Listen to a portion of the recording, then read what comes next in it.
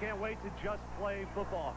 He brings with him Raymond Priester, the fine tailback, who last year set single-season rushing marks with 1,322 yards. He will get the football early and often in this game. Now, Mac Brown has some green, inexperienced quarterbacks, so he's going to rely on the considerable skills of Leon Johnson, the fine tailback, who can catch and run that football with an equal amount of skill. So we've got some fine tailbacks and some very good football teams going at it here today, vying for position in the ACC.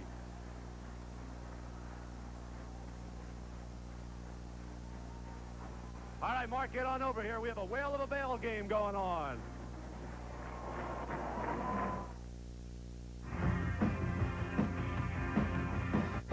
I'll stop the world and melt with you. You seem indifferent and it's getting better all the time. I'll stop the world and melt with you.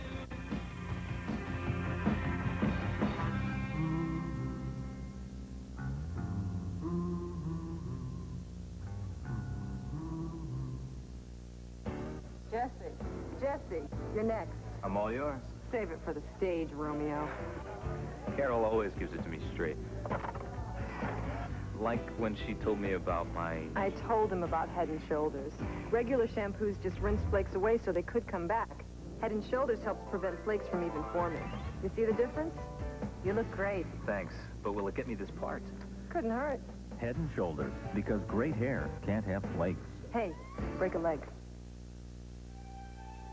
Good morning, good morning. It's nice to know that Kellogg's has lowered the price of many of your favorite cereals. The best to you each morning. But it's even nicer to know K-E-double-L-O double good. there's still some things you can't put a price on. Kellogg's best to you. If you want full office suite power at a word processor price, look no further than Corel Word Perfect Suite. Corel Word Perfect Suite includes an exceptionally intelligent word processor, an award-winning spreadsheet, amazing presentation graphics, plus business graphics and utilities, hundreds of fonts and thousands of clip art images. Corel Word Perfect Suite delivers office suite power at a word processor price. Michael Jordan made them talk about basketball here, and Lawrence Taylor, number 98, made them talk about football. Times are changing, aren't they, Dean Blevins downstairs? They are, Mark. You know, there's been a lot of speculation around these parts about an off-season coaching change. Daryl Moody is now the offensive coordinator at Clemson after spending the last 8 years as Mac Brown's offensive coordinator right here at North Carolina. A lot of people are saying, well, he knows the Carolina people. They'll have an advantage, but the Carolina people know Moody as well. Trickery will not win this game. Moody told me before the game, just about 15 minutes ago, he said running and blocking and tackling and all those cliches will win this football game and not necessarily him. Back to you. Great concept, isn't it, Dean? Mac Brown, in his 9th year as head coach here at North Carolina, says his team is ready to play. They are loose. They took the reins off them, and they are ready to play. Meanwhile, his counterpart on the other side of the field, Coach West, Tommy West, in his 3rd season at Clemson, he really downplays his team's success on the road. We'll talk about that a little bit later. North Carolina winning the toss. They defer Clemson to receive, and the football season is underway. Antoine Edwards takes a knee 5 yards deep in the end zone. Now the starting quarterback for the Clemson Tigers is Nealon Green, number 15. He's a 5'11" 190-pound junior from Yonkers, New York, just off the Hutchinson Parkway. Last year completed over 57% of his passes, and the guy who's improving. And he had an outstanding game against the Tar Heels last year as well. It's 1st down and 10 from the 20-yard line. Priester and Emery Smith lining up out of the eye.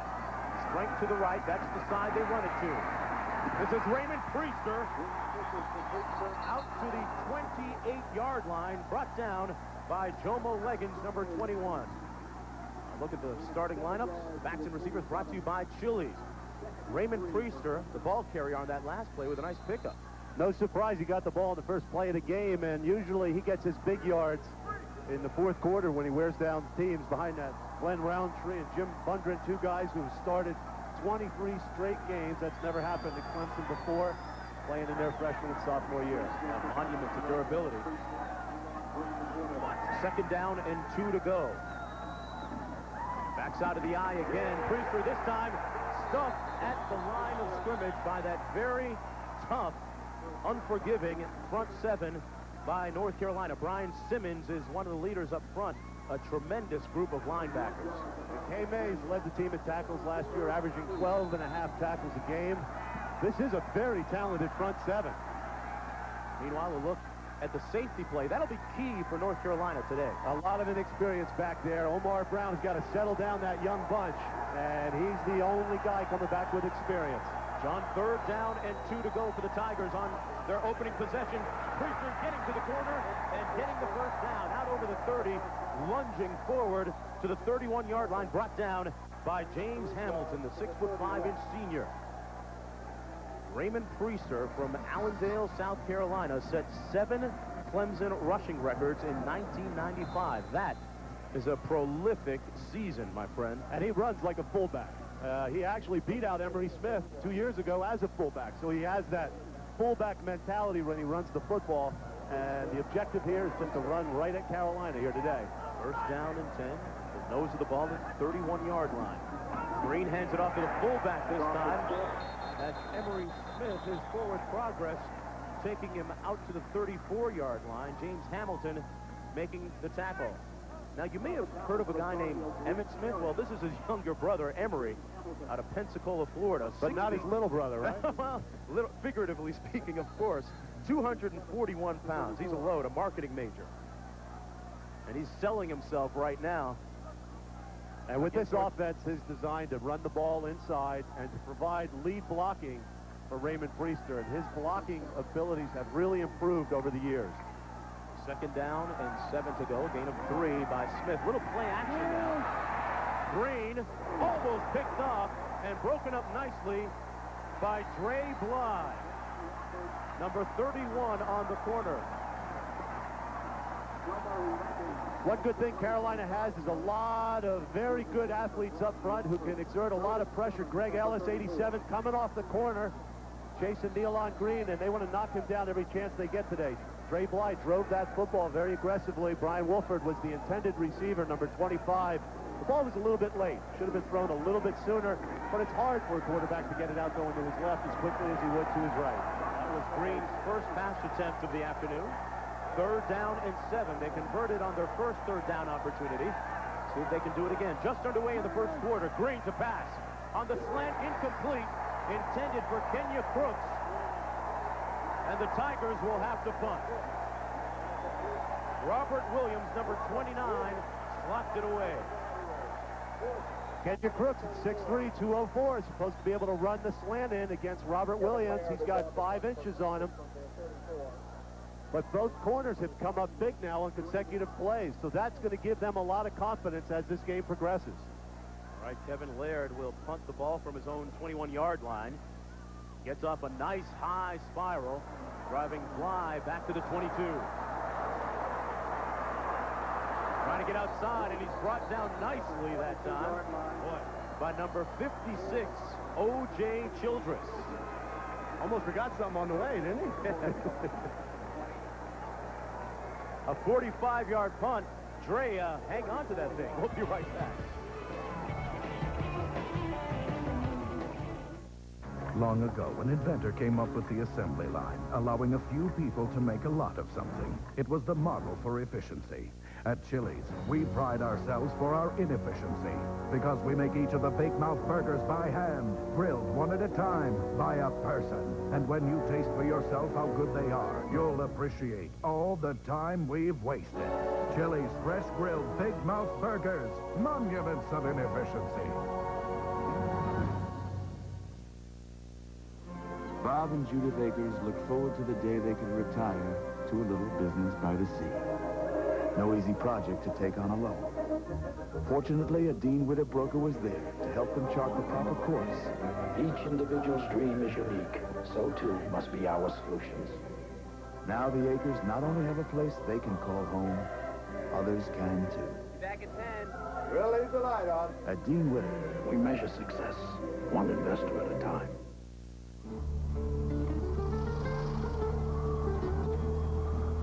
It's the only one out there.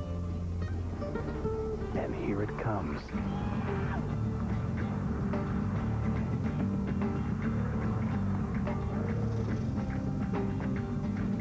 Introducing the only compact pickup to offer a third door. Okay, folks, show's over. Chevy S-Series, like a rock. Stop whatever you're doing. Labor Day weekend means huge savings at Jefferson Home. This traditional 4-piece bedroom was...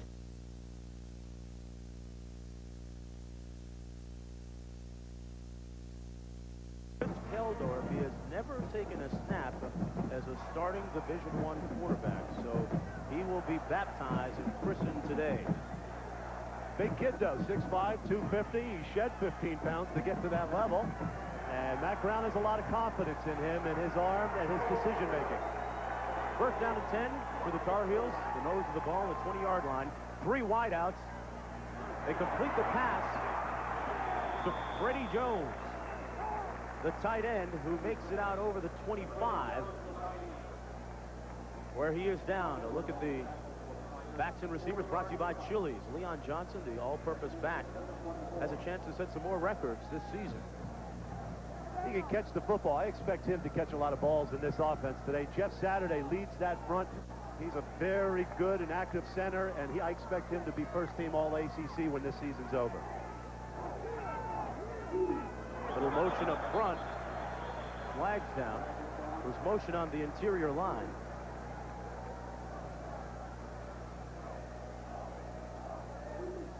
Well, when they blow the play dead, it usually means somebody flinched up front. And the left tackle did. Byron Thomas. Now, they're going to call it on him, even though he was brought a little bit off.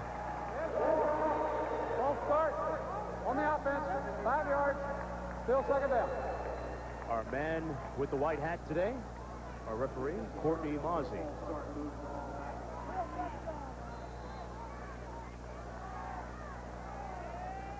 You know, I noticed on the very first play they got a real easy pass out there for Chris Keldorf, and I anticipated today they're going to try and get him settled into this offense with some nice, easy, short completions. Good way to get his confidence burgeoning a little bit. He hands it off this time to Johnson. Breaks 2 tackles. Johnson then brought down hard at the 22-yard line by Anthony Simmons, number 41.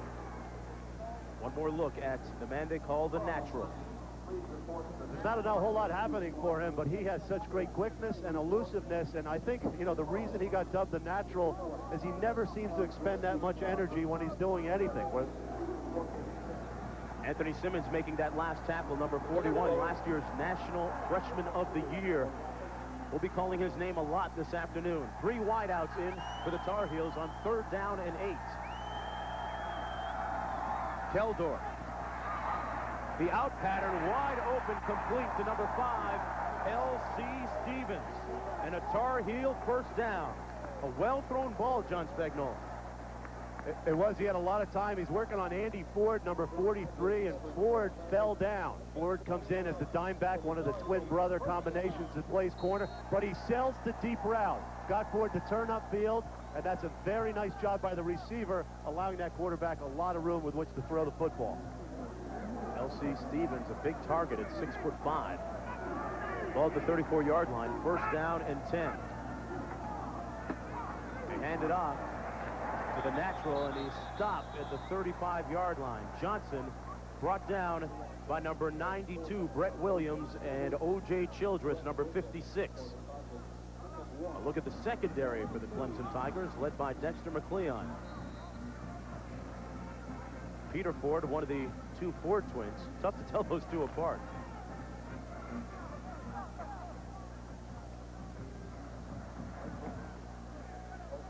Johnson, meanwhile, has now gone over 4,000 all-purpose yards in his career with that carry. Ball to 35. Keldorf passing complete again. Out to Johnson, who has a first down at the 49-yard line. Andy Ford making the stop. This is the very, very second pass of today's game, and that was the play in which L.C. Stevens just ran a simple out route. Nothing too complicated so far for Keldorf. Now here's where you want to get the ball to Leon, who works inside out on the linebacker. You can see he runs a nice option route, and he told Mark and me on the field that those are the kind of things he's anxious to do in this offense today. Leon Johnson pumped up for this game today. Johnson and Watson out of the eye. Johnson on the toss. This time, the Tigers string it out nicely. Anthony Simmons, one more time, his second tackle of the afternoon, bringing down Johnson at the 49-yard line. Simmons from Spartanburg, South Carolina, the only defensive player to ever be named to the UPI Freshman of the Year team. The only Freshman of the Year by the UPI. He's talented. Oh, he sure is. And they set this defense up for him. They're going to protect him. They're going to keep defensive linemen on offensive linemen so he can roam that whole football field, and he can flat out just run people down. Second down and 10. McGregor now in for Johnson. They hand it off to Chris Watson, who's brought down, may have lost a couple of yards on the play. Tony Planton and Raheem Abdullah ganging up to make the tackle. It's going to be third down and long now for the Tar Heels. Take a look at Anthony Simmons, number 41. You see how he just waits patiently. He has the speed, and he can break the angles of the blockers. He's a very hard guy to get a clean hit on, and that's what makes him so adept at tackling. 150 tackles last year for that man. 4 wide receiver set now for North Carolina on third down and long. Keldorf with time. Underneath, a nice grab, but it'll be way short of the first down. Darren Ashford making the catch. Peter Ford making the tackle, and North Carolina, in all likelihood, will punt. Yeah, they look like they're making a decision, but I think at this point in the game, their defense has played well. I'm very impressed with Chris Keldorf so far. He's shown a lot of poise, although he has not been rushed yet. He's 4 for 4 for 37 yards, so you can't ask for any more from him, and they may very well let this clock go down and take a penalty if they don't get the punt off in time. But Keldorf doing a nice job. That's got to make Mac Brown feel very good about the way his offense could run today. Antoine Edwards is deep for the Tigers. David Sechrist into punt, and Antoine Edwards is standing on his own 15-yard line for Clemson, and they could take the penalty or refuse it. We could get in the early cat and mouse game they play with this. Dead ball. Delay of the game. On the offense. 5 yards. 4th down. Delay penalties against the Tar Heels. The 5-yard sets them back to the 49-yard line. Look at Mac Brown. Derek DePriest now on the punt. This will allow Derek DePriest to get a little better kick. And instead of trying to pooch it, he can pretty much try and angle it if he's got a lot of room. This one goes sky high. Caught by Edwards on the 5. Not sure about the wisdom of that, John Spagnola. He broke the cardinal rule. Peels at 10. If it goes over your head, let it go into the end zone. A 46-yard punt, 4 on the return. We'll be back in just a minute.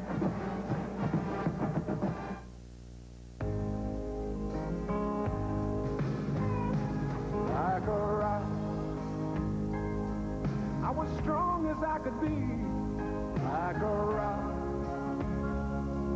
nothing ever got to me. At the end of the day, there's only one full-size pickup that's best in initial quality. Like a rock, Chevy CK. It's a dirty job, but somebody's got to do it. To compete overseas, you can't go it alone. You need to be part of a team. A world-class competitor that's fast and well-trained. A team that knows the territory around the world. Global delivery services from the U.S. Postal Service. If you're going places overseas, ride with us. No one delivers like the U.S. Postal Service.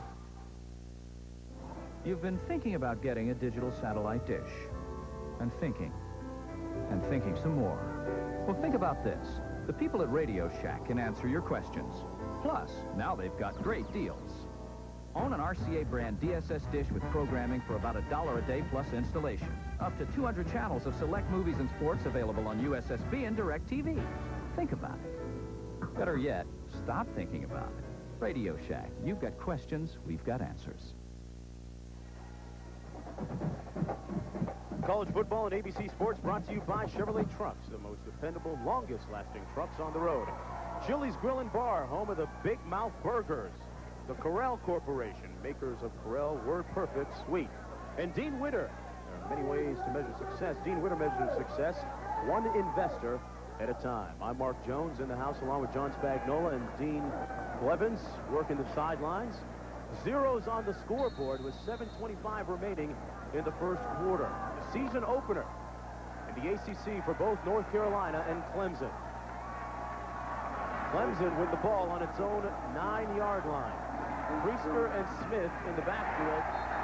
The give is to Emery Smith, who's brought down right at the line of scrimmage by number 96, Russell Davis. Trying to free up that fullback. Russell Davis with good inside penetration. You know, Clemson is going to run Smith up the middle to keep that defense honest and then try and get Priester out in the perimeter.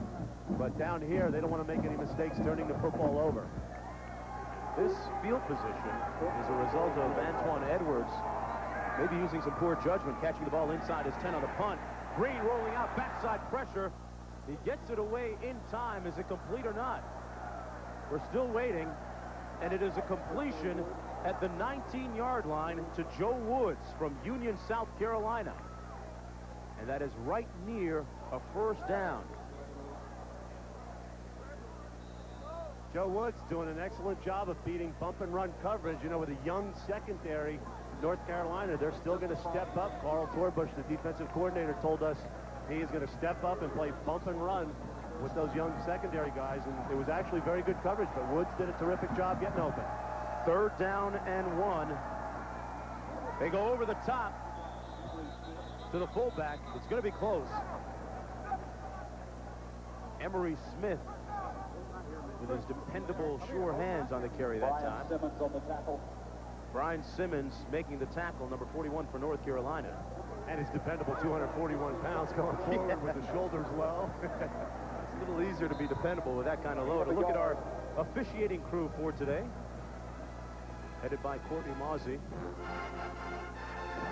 Clemson settling down here on offense now. It has been a very tumultuous time for them over the past 6-7 months. Their head coach, Tommy West, pulling in the reins on his crew. It is 1st down and 10. Flags down. And while we see an infraction here, let's take a look at some of the new rule changes this year in college football. Let's get the call first from... Dead ball. Delay of the game. On the offense. 5 yards. First down. Thank you, Courtney. You know, 2 safety rules here. It's number 3 and number 5. One is the helmet comes off on the ball carrier. The ball play is blown dead, and they start from right there. The long snapper is finally protected, and that's because there's been a series of injuries over the year. Number 1, the towel rule. I just don't get it. It is a rule that doesn't allow everybody to wear towels, and I just don't know why that rule was made, and I'll try and figure out why it was at some point. When you do, tell me. Fortunately, most players wear gloves, and they don't need towels anymore, but what they're trying to do is eliminate the players that are running around with flags waving, and they just had a rule before, but as Tommy West told us, they didn't enforce it. Yeah, they could have kept it the way it was before, and speaking of towels, there's Thielen Greens. Priester on that last carry.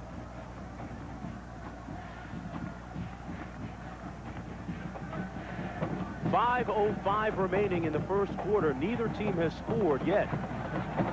Clemson winning last year's clash between these two by a score of 17-10. 4 wideouts now for the Tigers. Green rolling out of the pocket. Incomplete at the 40-yard line. Woods had his hands on it and could have caught that one. That was a catchable ball.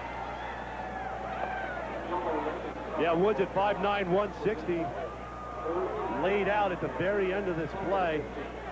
I think Nealon Green's largely been on target most of the game, and he sells out, and that ball just slips right through, and Woods doesn't hold on to that football. Tough catch. It was, but it was a good offensive play by Clemson. They did have something there in the passing game. There's Woods out of Union, South Carolina, former transfer from Mississippi. Had a 30-yard touchdown catch last year in this game. Green on the flanker screen completes it, but Crooks is brought down immediately. Hey, it's Dre's day, isn't it? So far, he's made 2 tackles. Well, you know, one thing that they told us about Dre Bly is that he's very aggressive. And I think the coaches are a little bit tentative about a freshman being aggressive. He's one-on-one here. Now, lineman is going to come out. It's going to be Jim Bundren, number 79. He's going to try and clip him at the last second. This freshman's got some savvy. He read that play and made a terrific stop.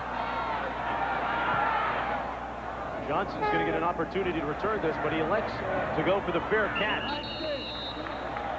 The North Carolina Tar Heels will have very good field position when we come back after that 41-yard punt.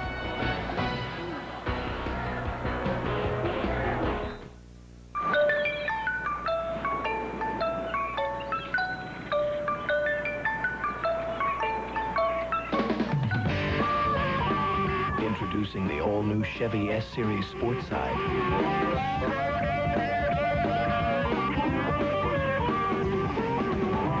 Coolest thing to come on the back of a truck since the Nutty Buddy. Chevy S-Series Sportside, like a rock.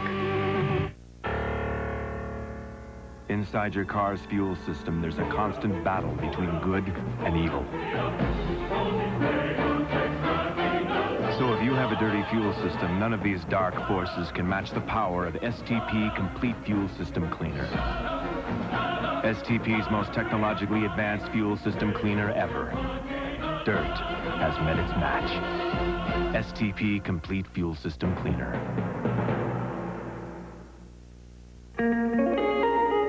Some of the most admired cars you'll see are owned by the guys who know cars best. They're ASC certified master mechanics, and the #1 brand of motor oil these guys use in their own cars and trucks is Valvoline, makers of Durablend, the leading semi-synthetic for a cleaner engine due to better control of harmful deposits.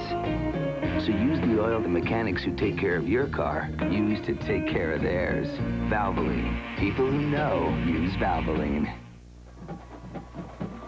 Monday night, the biggest names in the history of professional football share their memories with us in a 1-hour primetime special. Join us for ABC's Monday Night Football Mania, and the Chicago Bears host Troy Aikman and the world champion Dallas Cowboys on the season premiere of ABC's NFL Monday Night Football. Check your local listings for the action Monday night here, right here on ABC Sports.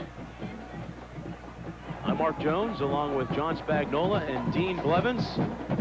It is 0-0, North Carolina and Clemson here deep on Tobacco Road on the campus of the University of North Carolina. Chris Keldorf, their starting quarterback, is on fire so far. 4 for 4 for a total of 37 yards, and he'll start off with good field position here with the nose of the ball on the 43. And here's a new formation, 4 wide receivers on first down for the Tar Heels. Part of that new pro-style attack by Mac Brown. Keldorf intercepted. Number 53, Raheem Abdullah, takes it away for the Tigers. It's something that haunted the Tar Heels in last year's game, and the turnover bug rears its ugly head one more time. That's right, that's been the difference. 5 interceptions last year. Keldorf, it's a simple zone, and Abdullah, the freshman, is dropping in his zone. Now he settles down and works back and steps right in front of the intended receiver, Jason Peace, number 19. A good job by Abdullah. And there you can see Keldorf just tries to flick it in there, but Abdullah says, I tricked you. Gave him the old left fake and right fake and took that ball away. Now the Tigers with propitious field position. Priester brought down at the 46-yard line. Gang tackled Kay Mays. the All-CC selection from a year ago, making the tackle. We talked about the Clemson Tigers and the very tumultuous offseason. They have a handle on things now, but beginning in January, they had 8 players charged with different crimes. And Tommy West, the head coach, gathered his team and got things straightened out since that time. The toss is to Priester. Can't get to the corner. Swarmed again. Well, you know, today there was additional bad news. Trevor Price, the transfer from Michigan, has been suspended for 2 games. And Iris Price is also suspended as they look at some of his high school transcripts. So it has not ended. And when I said it was a tumultuous offseason, that meant right up until pregame today, things are still happening for this Clemson team. It's not easy being a head coach. You are asked to do so many things. Be a father, be a mother, be a coach, be an administrator. 4 wideouts in the game for Clemson on 3rd and 10. Green looking to pass. That's where he can hurt you, when he scrambles. And it's incomplete. Intended for number 7, Tony Horn. Omar Brown, the leader in the secondary, in a safety position, breaking that one up. It'll be 4th and 10. Well, you expect Omar Brown, the only experienced player back there, not to get beaten deep, and that play and that football hung up there a long time, and he had no problem driving to bat it away. Trey Bly standing on his 10-yard line.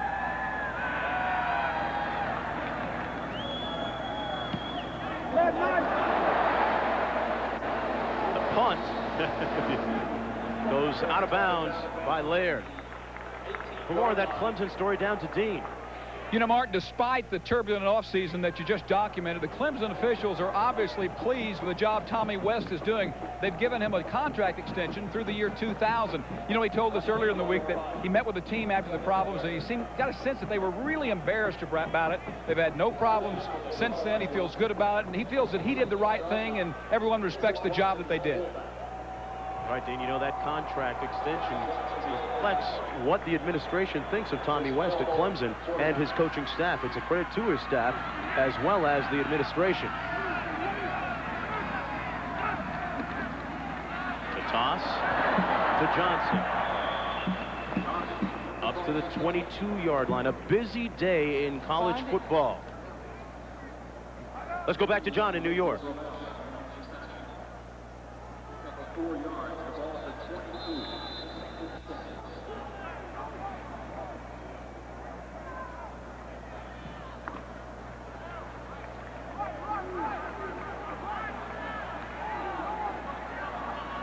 All right, we'll get to John Saunders in just a moment. 2nd down and 6 to go.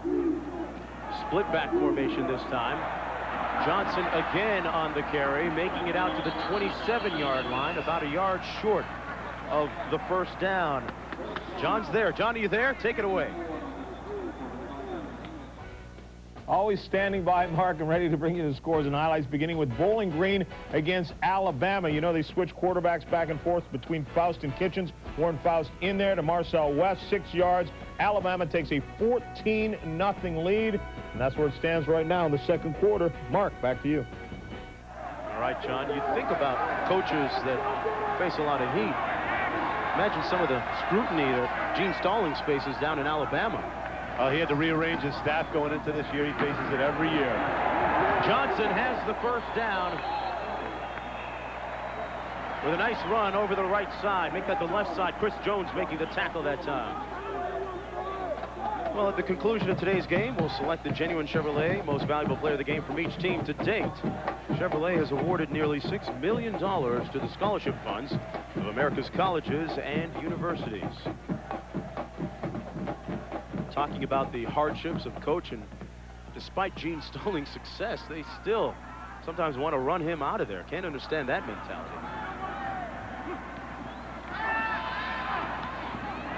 The ball batted away downfield by number 53, Raheem Abdullah. Almost had himself another interception. You know, here's a kid who never played in the college game before today, and he's playing like a savvy old veteran. I mean, there's a lot of great linebackers in this football game, but if anybody stepped up and made his name known, it's Raheem Abdullah so far. Abdullah with great speed, along with Anthony Simmons.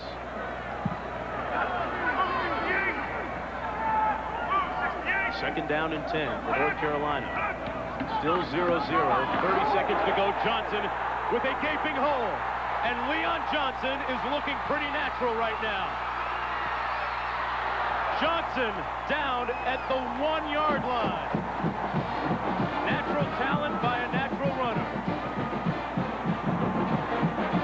Clemson defense rolled the dice defensively, and North Carolina caught him in a blitz. You'll see the middle linebacker. Let's watch Simmons or Wilson coming right up the middle on a blitz. See if you can see him flash there. That's number 42. There's nobody in that gap. As soon as he gets blocked, Johnson has the ability and the speed to break through. Leon Johnson with a 67-yard bolt of Carolina blue. And there's Simmons getting knocked, just picked off a little bit. He tried to come underneath, and I don't know if that's the best thing to do with a blitz from the inside. Backside of the eye, a little movement up front. Johnson again. He's in. Touchdown, North Carolina.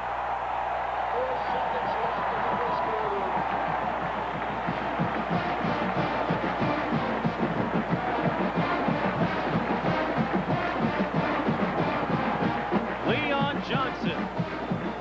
Now you know why they call him the natural, much to the chagrin of Tommy West of Clemson.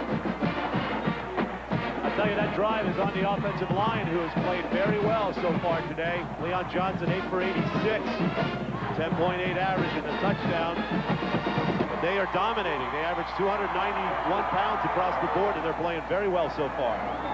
Josh McGee now in for the extra point out of the hold of Derek DeFries, and it's right down Main Street. Leon Johnson from Morgantown, North Carolina. It's going to be tough replacing him next year, something Matt Brown doesn't look forward to, but he had some great things to say about him yesterday. Leon is very unselfish. He can do everything. He's maybe one of the best blockers on our football team. He's got the best hands of any running back out of the backfield I've ever seen or ever coached. And he's a guy that's very durable. He can touch the ball 30, 35 times a game and make something happen with it. Matt Brown telling us he wanted that man to touch the ball 20 to 25 times today, and he'll take his chances by doing that. And he can throw it, too. He's 3 for 5 throwing the football. He was drafted by the San Francisco Giants out of high school as a baseball player. I mean, this kid really, and he stayed at North Carolina for his senior year. He didn't feel like he had a great junior year. There were some things he wanted to accomplish through the team and personally. Give him credit. There's so many guys chasing the cash. It's nice to see somebody stay around for a good senior year. Johnson, during the summer, worked at Michael Jordan's car dealership. Wouldn't say exactly what he did, but he said he did work. Wasn't a salesman either. Sold a lot of people on his talent, though, on that last drive. Tony Horn is back for Clemson, along with Antoine Edwards. Brian Schmitz kicking off for the Tar Heels. It's 7-0 with 4 seconds to play in the first quarter. This is Horn. Finding a seam. Tony Horn back at you. Down to the Carolina 41-yard line, brought down by Reggie Love, but a nice return by Tony TNT Horn. And that will be the end of the first quarter of play. Leon Johnson's touchdown, giving North Carolina a 7-0 lead. Yeah, Leon, you can smile. We'll be right back.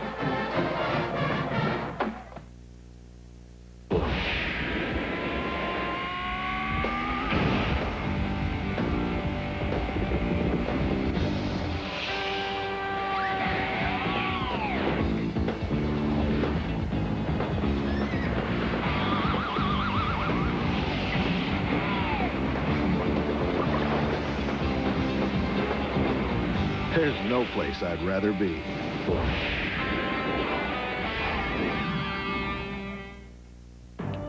Some would say going 100,000 copies without an unscheduled service call is impressive. Sharp would say, it's a beginning. Sharp. Call for your free interactive kit of copier solutions. My mama told me you better shop around. Oh yeah, you better shop around. Oh yeah, you better shop around.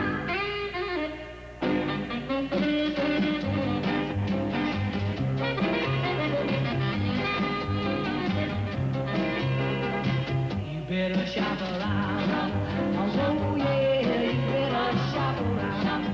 Shop around. Like a rock,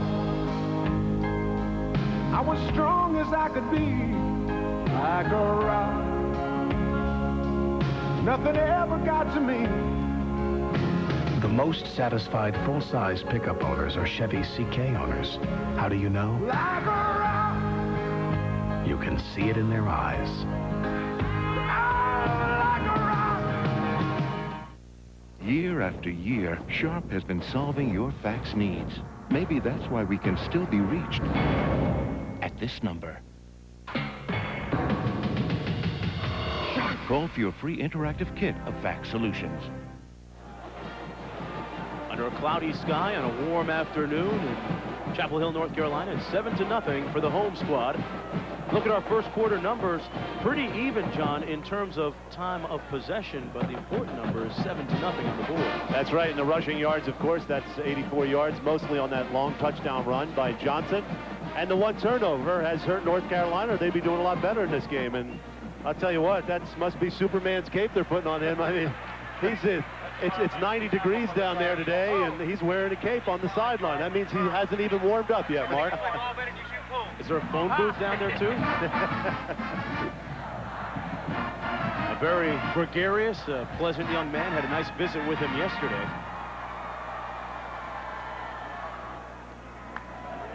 Ball is on the 42-yard line. The Tigers, with good field position, on 1st and 10. Smith and Priester out of the eye. The option package. Green keeps it himself and gained maybe a yard. Tackled by Andre Purvis and Greg Ellis. Great job by Greg Ellis, 87, playing that pitch. You know, last year in this football game when Clemson won 17-10, they ran the option effectively. And Greg Ellis on that play was well schooled as to play not only the quarterback, but the pitchman as well.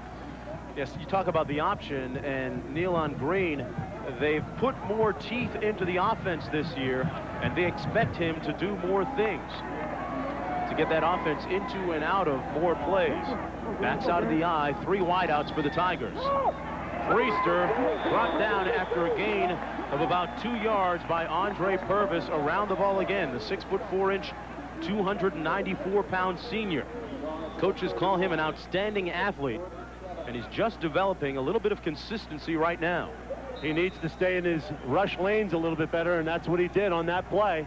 You know, Clemson's approach is similar to what they did last year, and that's run right at North Carolina, but that front seven is bulked up in the offseason. They're about 15 pounds heavier. Put their beds in the weight room. 3rd down and 7. Green on the swing pass out of the backfield. Incomplete, intended for Priester. Time for the Tigers to punt. Coverage, Russell Davis. This North Carolina defense, you can feel their confidence burgeoning right now. Really growing. 13:37 to play in the first half. And you got to wonder how much they miss Antoine Wyatt today, the gentleman who left school.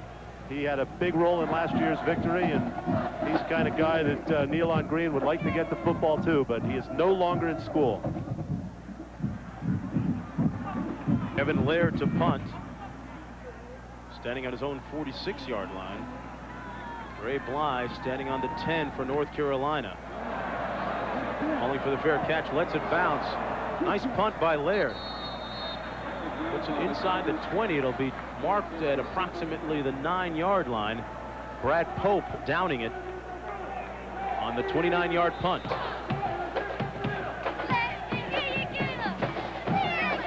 We're going to get our breath and stay with us. We'll be back right after this.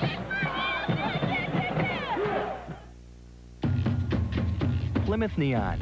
Fun and affordability in 4-door and coupe. The all-new Plymouth Voyager and Grand Voyager, the next generation of the minivan. And the new Plymouth Breeze, the sports sedan with fun for 5. The new line of Plymouths. What'll they come up with next?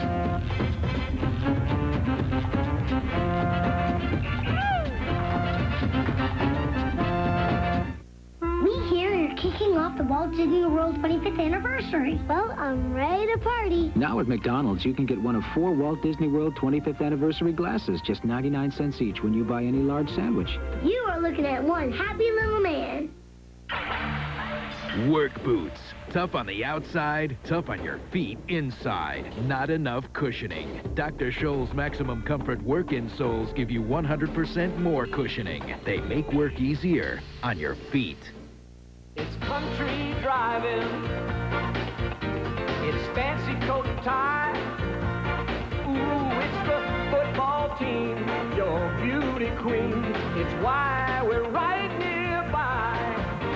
And best of all, it's thrifty, renting cars in your neighborhood.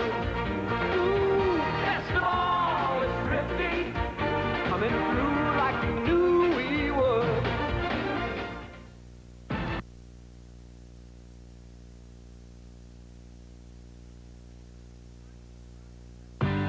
Some grow up faster than others, and some never grow up at all. Ricky, let's talk about it. Television premiere. Sarah Jessica Parker co-stars in L.A. Story. It's all part of ABC's Sunday night lineup, starting with America's Funniest Home Videos and Lois and Clark tomorrow night. You know where? Right here on ABC. 13:28 to play in the first half. McGregor and Watson working out of the eye. That's McGregor now in motion. Geldorf hands it off to Watson, the fullback, who plows his way over the 13 out to the 14-yard line. And look at him push that offensive line guy. I mean, here is a group that's veteran. They've been around. A lot of them have experience. The defensive line for Clemson, on the other hand, has no experience, no starters in the defensive line returning. And right now, the difference in the game is Jeff Saturday, 64, and his friends up front are just doing a much better job of rooting out the Tiger defense. Thomas, Geathers, Honeycutt, and Baxter. A senior, a senior, a senior, and a junior. You called it, experience. Johnson back in the ball game at tailback. Little draw play. Johnson brought down nicely at the 13-yard line by Brett Williams, the converted linebacker. Williams started 7 games a year ago. Took Eric Bradford's spot. Bradford slowed by an ankle injury. Well, this puts the Tigers in a place defensively where they can fake a blitz or do something. This is the first time Geldorf has been deep in his territory trying to convert offensively. 3rd down and 7. Split backs. Geldorf throws it, and it's complete at the 24-yard line, and a first down for North Carolina. L.C. Stevens, the tall, lanky receiver, worked on Peter Ford, turned him on the out pattern to make the catch. And that is quite a catch. Look how he lays out, comes back, gets that ball, gets his arms underneath the football. A little help from Mac Brown and friends are always going to help those officials make the call. But all we heard about this young man is all he needs is some game time experience. And I'm not so sure that ball didn't touch the ground. It looked like it might have. And we have the benefit of replay. Quick 3-step drop. Stevens back again. About 2 yards short of the first down, working on Peter Ford, one of the 2 Ford twins. Stevens from Clinton, North Carolina. And there's Ford, the DB that he's working on. One half of the Ford twins had an interception in this game last year, as did his brother Andy Ford, number 43. Tough to tell those two apart. Well, you can see that tattoo on his right bicep there. That's how they tell one another apart. They tattoo their names on their bicep. Yeah, but the coaches haven't caught on yet. 11:06 to play in the half. Johnson looking patiently for a hole right near that first down marker, and it looks as if he has the first down. Tackled by Anthony Simmons. And I never thought about that, but if you're a twin brother, you can never really get yelled at in the film room. I mean, you can always say, no, Coach, that wasn't me, it was my brother. And, hey, you had a bad technique there. No, that wasn't me, that was my twin brother. Be a great way to go through life. Look at Keldorf, who, aside from that one interception that he threw earlier, has played very well this afternoon. Keldorf, the junior college transfer from California. He's 6 of 8 for 57 yards. Linton and Johnson in the backfield. Keldorf looked for Johnson. And it's dropped by Linton, who was wide open. Carolina, John, likes to use those fullbacks as receivers. Linton shaking his head, running back to the huddle, probably saying, my bad. Well, Keldorf has not been pressured. You'd mentioned how well he's played. I was about to mention he has not been pressured today. There, even though he was pressured a little bit, nobody really got in his face, but he showed a knowledge of this offense. And for a guy who just came in, he knew where his secondary and third receivers were on that play. Linton just dropping the pass. Linton and McGregor now. The back split behind Keldorf. 2nd down and 10. Complete over the middle to Freddie Jones. Let's go back to New York and John Saunders, who has something on the Wolverines. Mark, along with Todd Blackledge here, Illinois against Michigan. And Scott Dreisbach goes into a little scrambling here after dropping back, then takes off, Todd. Boy, he shows, first of all, his strength to break a couple tackles. And when he gets in the open field, good speed for a quarterback. You're not getting it done throwing the ball. Use your legs instead. Takes it all the way for the touchdown. Michigan on the board, leading now 7-0. Mark, back to you. Yeah, John, asked Todd the last time he ran that fast. Oh, you're brutal. Well, you know, Dreisbach's thumb look okay, squeezing that football, running down the field. He, of course, the guy who played 4 games last year for the Wolverines and then hurt his thumb and didn't play the rest of the year. Nice to see him come back from that injury. We have a timeout on the field. We're going to take a timeout as well. Stay with us. We'll be right back.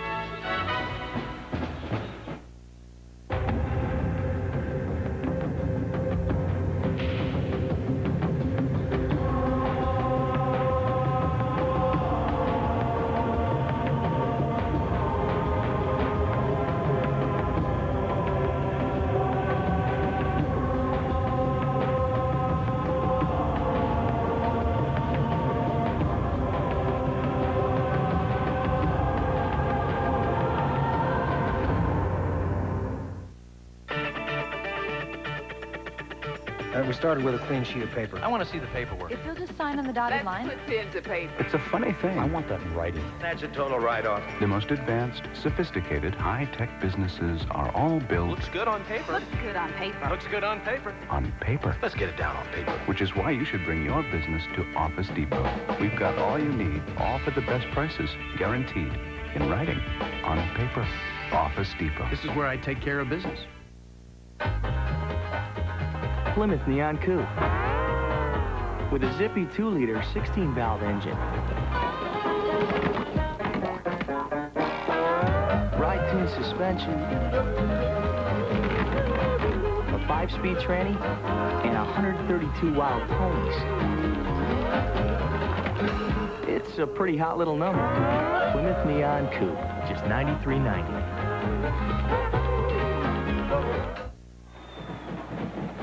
Next Saturday, it's a college football double dip on ABC Sports. In regional action at noon Eastern, mostly you'll see Georgia Tech, North Carolina State, or Michigan State against #1 Nebraska. Then at 3:30 Eastern, Duke tries to tackle 3rd-ranked Florida State, or other regional action. John and I will be doing the Penn State game up in State College. They take on Louisville. Don't forget to call your cable operator for the pay-per-view games available in your area.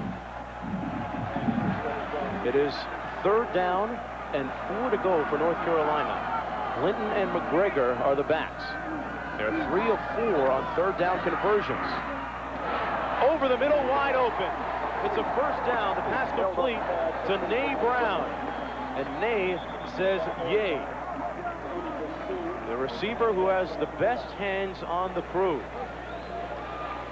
Nay Brown got cleared out by his tight end. Freddie Jones works that out. You see him clear out of the field. Number 18 comes underneath him. That's where the tight end and the wide receiver have a high-low option for the quarterback. See the tight end, 92? He clears out upfield, occupies the safety. Might have got away with a little offensive interference there. And Nate Brown comes underneath. A nice short pass that keeps the chains moving. And that's what Greg Davis, who came over from Georgia, brings to this offense. The same coach that helped Eric Zier develop, Johnson, out to the 48-yard line. Carolina with a new look this year, offensively, as well as on their media guide, and a new mascot as well. Dean Blevins has more on that. Dean? Well, that mascot is Ramesses the 16th, and the kids adore this animal, and it follows just a tragic incident last winter where Ramesses the 15th was murdered, was slaughtered and butchered, actually, and the children around the area were very, very scared. They have this with the new one, Ramesses the 16th. The kids feel better about it, and they're all proud of him, have him on the program, and he's back. He's ready to go. He told me some confidential information. We'll tell you later. Dean's always getting those scoops. He's unbelievable. 2nd down and 9. Downfield to Brown. Complete. There's a flag down at the 20-yard line, and there's a flag down back at the 47 as well. Dexter McLeon was beaten on the play by Brown. Well, they'll be bringing this back from holding. And they're talking about it right now. There's also a flag downfield, so we'll probably have offsetting penalties. The 62 Honeycutt comes out, and yeah, he gets beat inside pretty badly right there. And there's the takedown. On the offense, pass interference.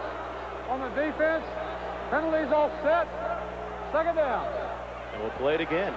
So Honeycutt came out to cut off the penetration of Adrian Dingle. I like the way Keldor said, hey, I have confidence in my receivers. I'm going to put it downfield. Let them make the play. And that's the interference by McLeon as Brown works underneath. I'm impressed with Brown so far in this game, Mark. Yeah, Brown has played well, and at 6'1", you team him up, John, with the 6'5" LC Stevens. They've got some height and a little bit of speed at the receiver position. 2nd down and 9 after the offsetting penalties. 4 wideouts for the Tar Heels.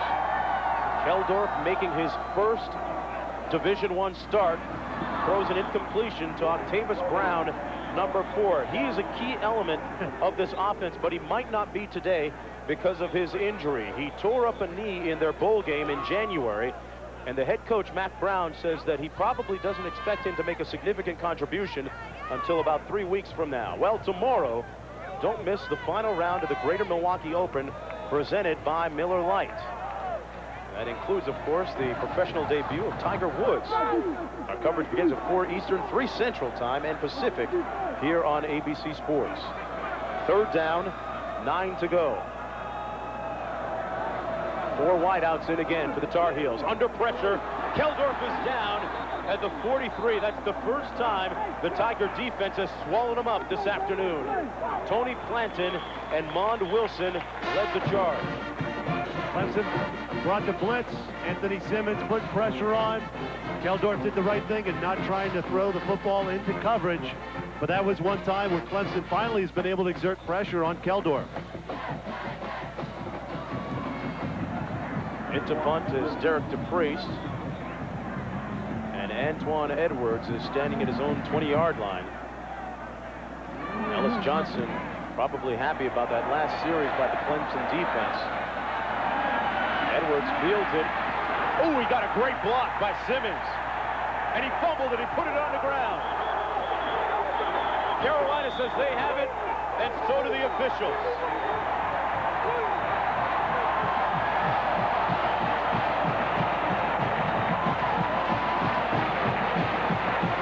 Block looks like it was a clip. There's a flag on the field.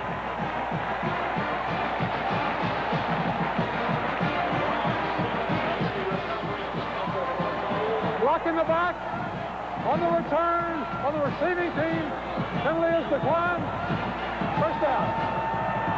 Again, McLeon catches the ball inside his own 10-yard line. And right here's the clip by Simmons. Right there in the back. He just doesn't get his head on the inside of the defender coming downfield. Now let's see who knocks the ball loose. get another look at that play, but I think McLeon's got to learn not to catch the ball back there. Bad things happen. There's the clip. Let's see who gets their hand in there. Looks like it's number 9 gets his hand in there and knocks that ball away. It's a great job by Keith Newman, the outside linebacker, playing special teams. So that's a huge turnover, and this is the mirror image of what's happened in the past in North Carolina. They get the big turnover in this game, and that has not happened for them in games against Clemson in recent years. Well, they've given one away, and they've been on the good side of a turnover now. We'll be right back after this.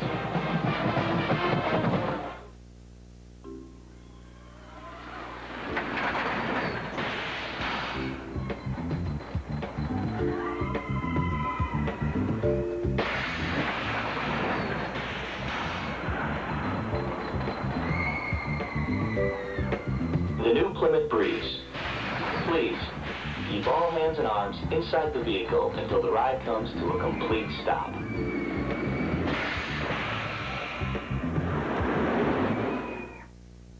The city, Spin City. Michael J. Fox as the ambitious young deputy mayor. And the girlfriend, always full of surprises. My lease, it ran out a few weeks ago. Oh, so then, we live together. I can't believe this is such a big deal to you. Like we're each other's in case of emergency. Please notify person. Coming to ABC Tuesdays after Home Improvement. I can't breathe. Michael J. Fox in Spin City, 2 weeks from Tuesday. You might want to notify yourself.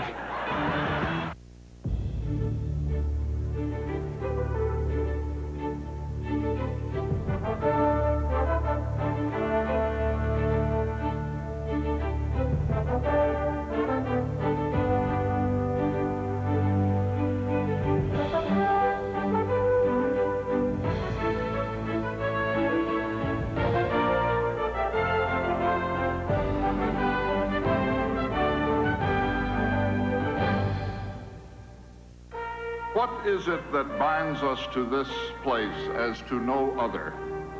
It is not the well or the bell or the stone walls or the crisp October nights or the memory of dogwoods blooming. Our love for this place is based on the fact that it is, as it was meant to be, the University of the people. Leading the way, the University of North Carolina at Chapel Hill. College football action continuing tonight on ESPN.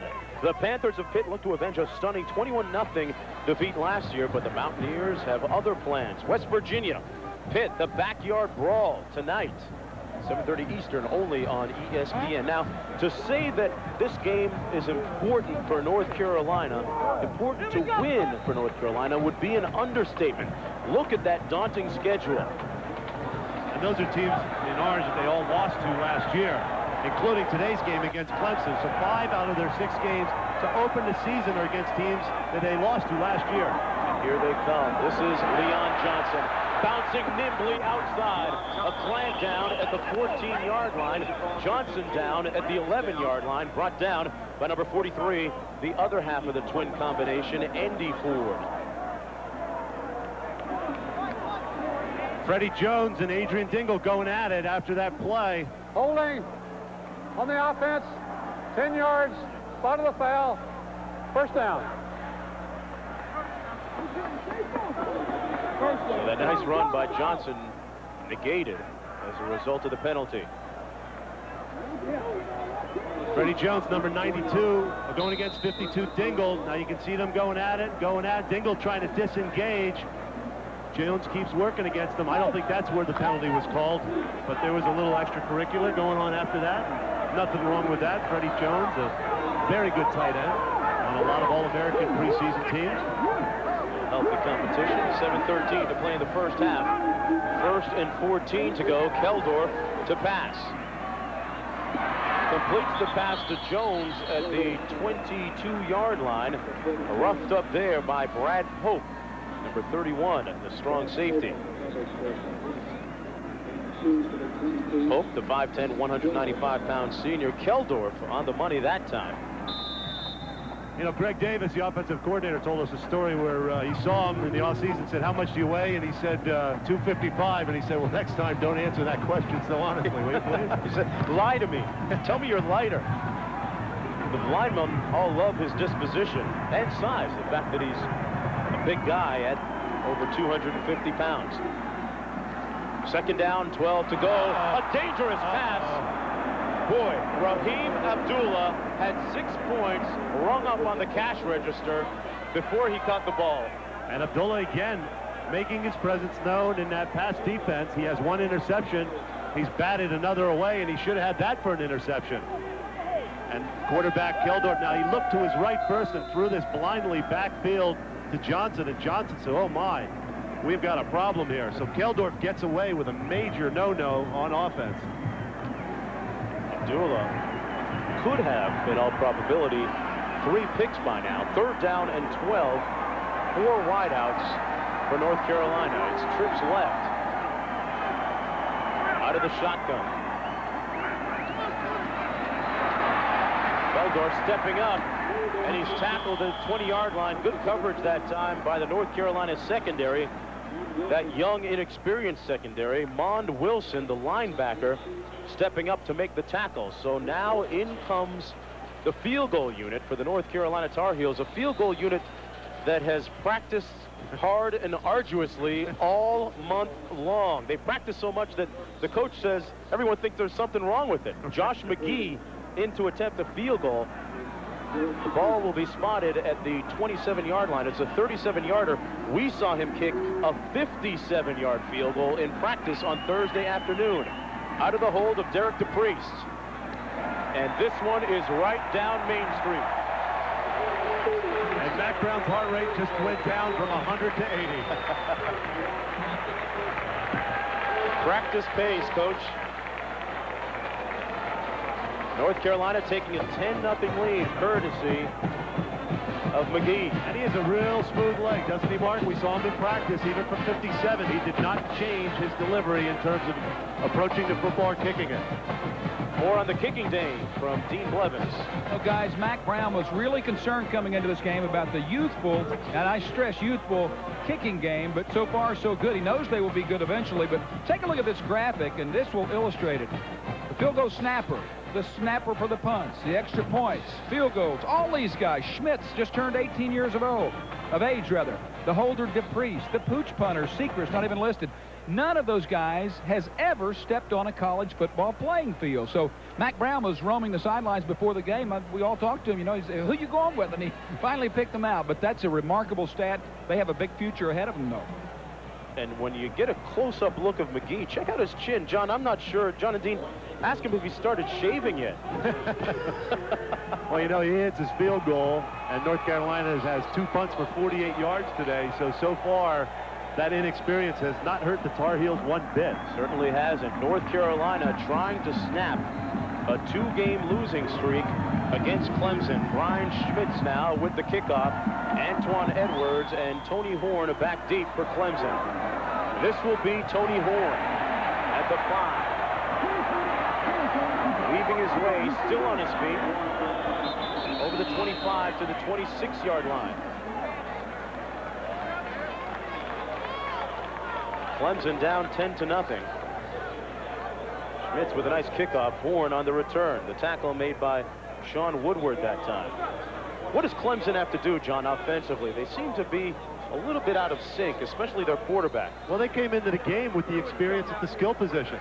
And one thing's for sure, they're not running the football effectively up front. And everything in their offense works off an ability to run the football. And they're not getting that big push on first down, and that's hurting everything else they do. Here's Priester trying to get this offense untracked. Now that's Clemson football right there. Get the ball to Priester, let him get 5 or 6 yards, run the play action off of that, and then all of a sudden this offense becomes a lot more effective. Priester last year had a single game average of over 110 yards per game running the ball.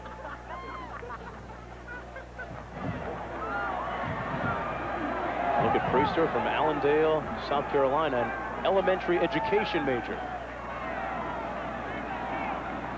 Second down and 5, 4:43 to play in the first half. Priester, an education in tough running that time, digging down to the 36-yard line. A lot happening in the Big Ten today, isn't it, John Saunders? Indeed, Mark, and defense is the order of the day. Scott Dreisbach hands off to Clarence Williams. He's hit by Brown. The fumble's recovered by Dreisbach, but it's a safety as Willis pounces on him. Illinois on the board with the deuce, 7-2. Mark. That's the first safety that I've seen this season, John. Some things never change for Illinois, too. They always have the defense, and they never seem to move it on offense. Yeah. Great linebackers at that school. Nealon Green is just 2 of 7 this afternoon.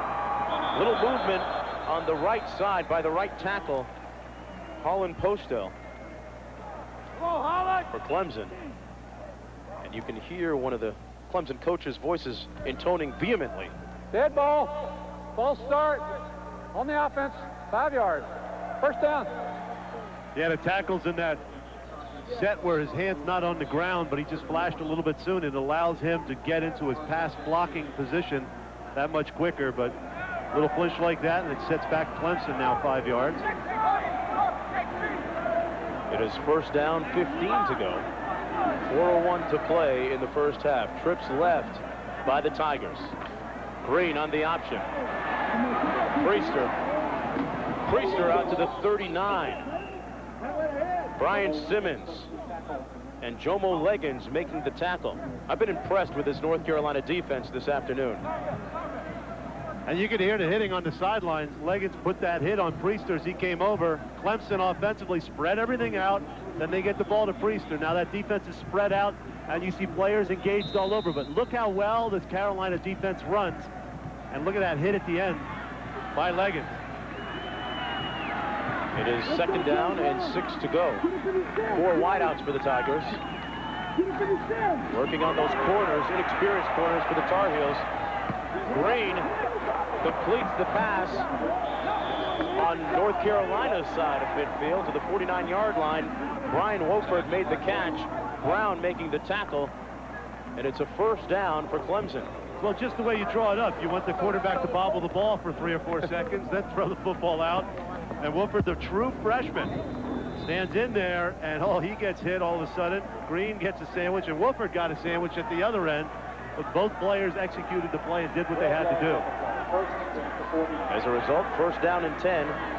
The toss, Priester trying to get to the perimeter of that defense. Can't get there. Brought down to the 47-yard line by James Hamilton, the converted defensive lineman with 4.6 speed. Easy for me to say. Got so fast. This linebacking core, rated by many people as perhaps the best in the entire country. And you've got some good backups there as well. We met with Brandon Spoon yesterday, a freshman who they're all excited about. He's a very fine linebacker. But I'm impressed with their ability to cover ground sideline to sideline. These kids can really play well together. Second down and 9. Green with the play fake. Going up top, has a man on the slant. Incomplete. Intended for Woods. Robert Williams, the sophomore, staying right with Woods. And that's the man-to-man coverage that was going to be the focus and matchup and perhaps deciding factor of this game, John. And so far, the Tar Heels are winning that edge. Williams is a converted strong safety. He's a backup strong safety in the spring. They moved him over the cornerback. And so far today, I'm very impressed with the play of the corners. On the passes that the Tigers have been able to catch today, they have never really beaten anybody that well. 4 wideouts in for Clemson on third down and 9. 2:35 to play.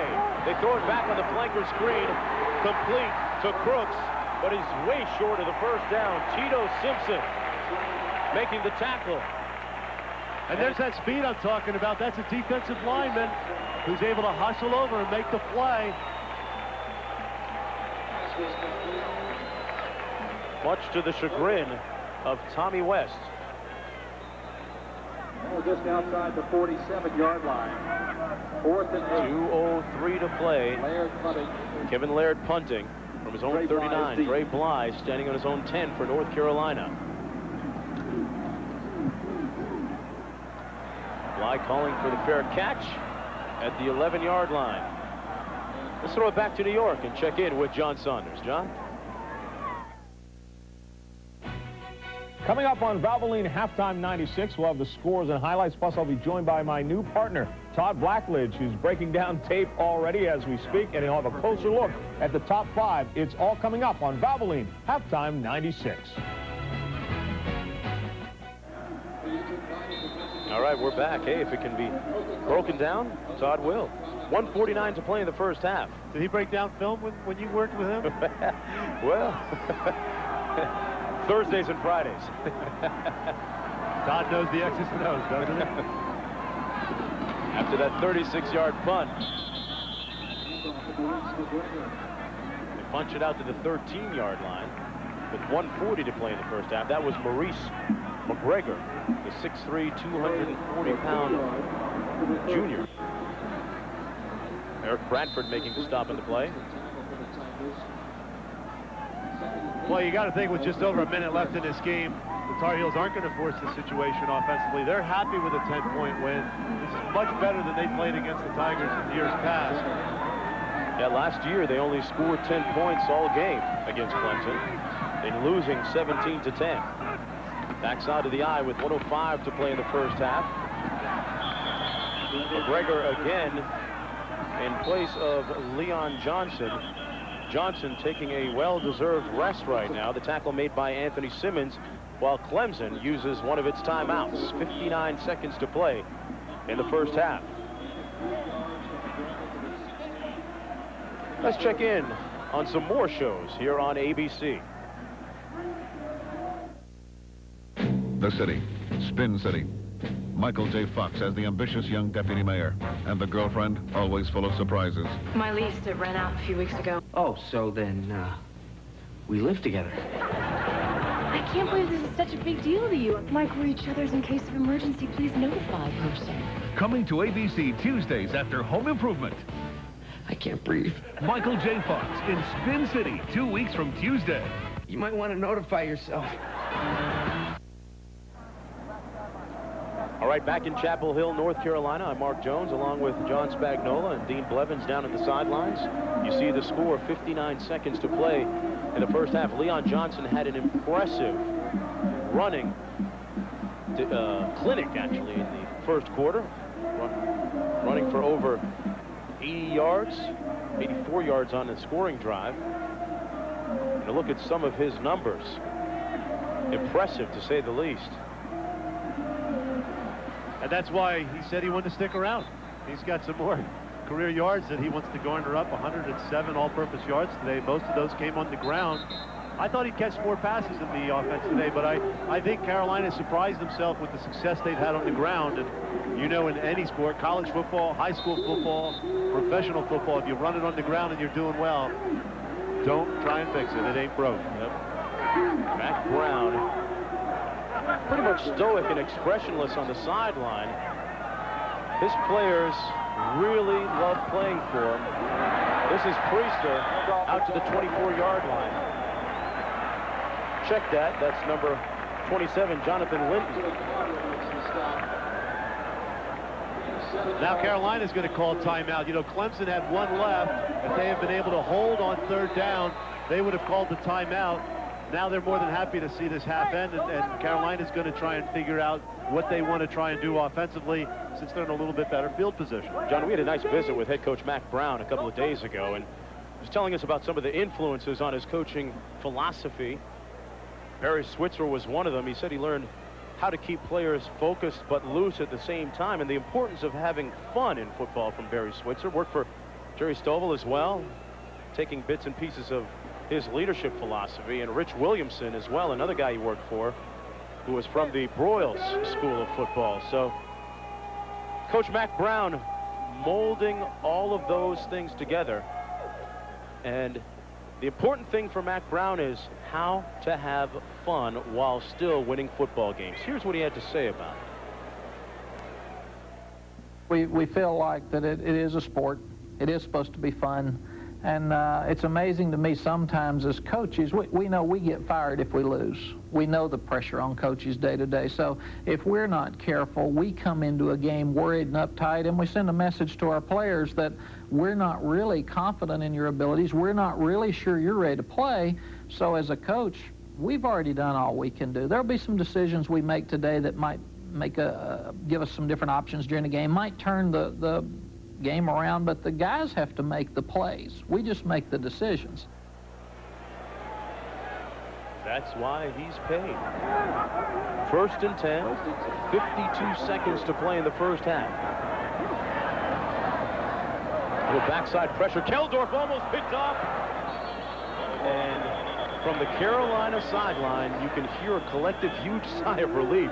That ball seemed like it was in the air for a long time. There's a flag down at the 28-yard line.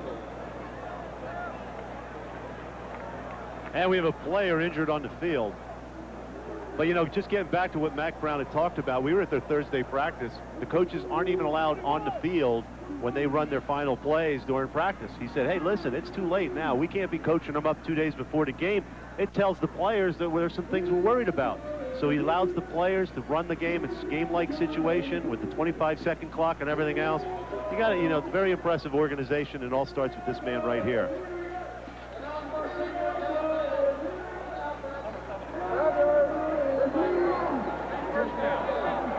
Adrian Dingle is the injured player for the Clemson Tigers. Dingle's the one that got the hand on the football, and then there's everybody going for it, and it looks like as he fell down to the ground, he hurt his left knee, might have twisted a little bit. Now the penalty on the play was an illegal lineman downfield. And once the ball's thrown over the line of scrimmage in college football, you can't have anybody downfield. That's the 4th penalty today against the Tar Heels for 25 yards.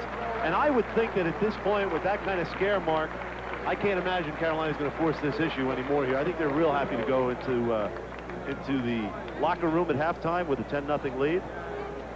Dingle played very well last year in this game, put a lot of pressure on Mike Thomas, the quarterback who threw 5 interceptions last year against Clemson.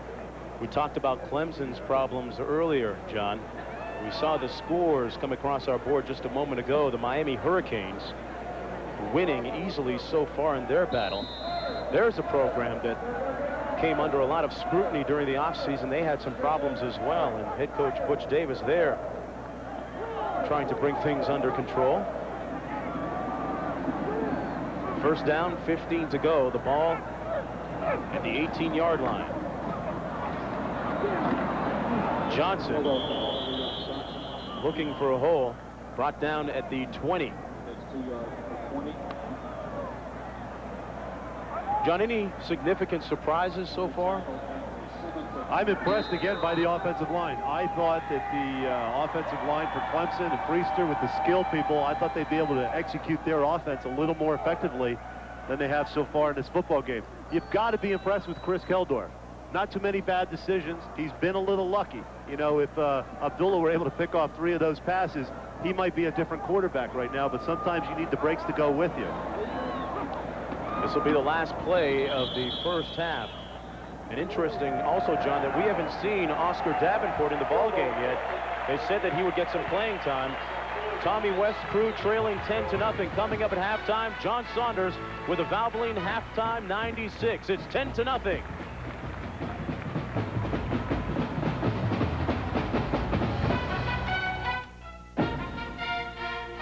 College football on ABC Sports. Brought to you by Plymouth. One clever idea after another. That's Plymouth. And McDonald's. Have you had your break today? Stay tuned for Valvoline Halftime 96.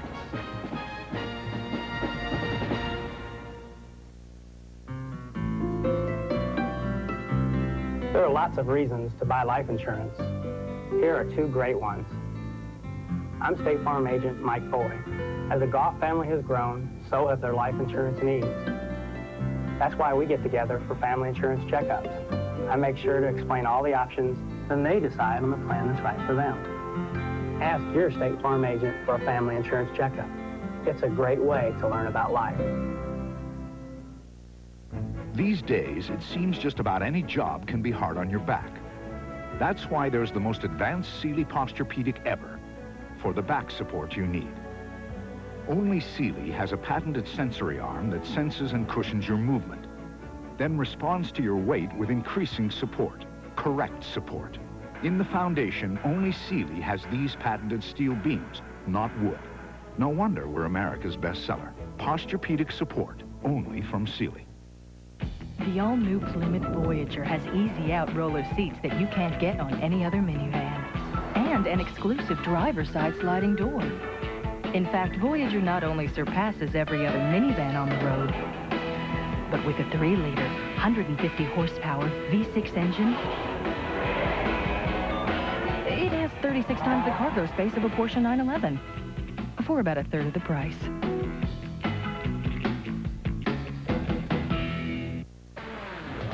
Visa salutes American Olympic champions. In 1984, the U.S. women dominated basketball, led by Cheryl Miller and future Globetrotter Lynette Woodard. That's Lynette Woodard from Wichita, Kansas. She scored more points than anybody else in women's basketball.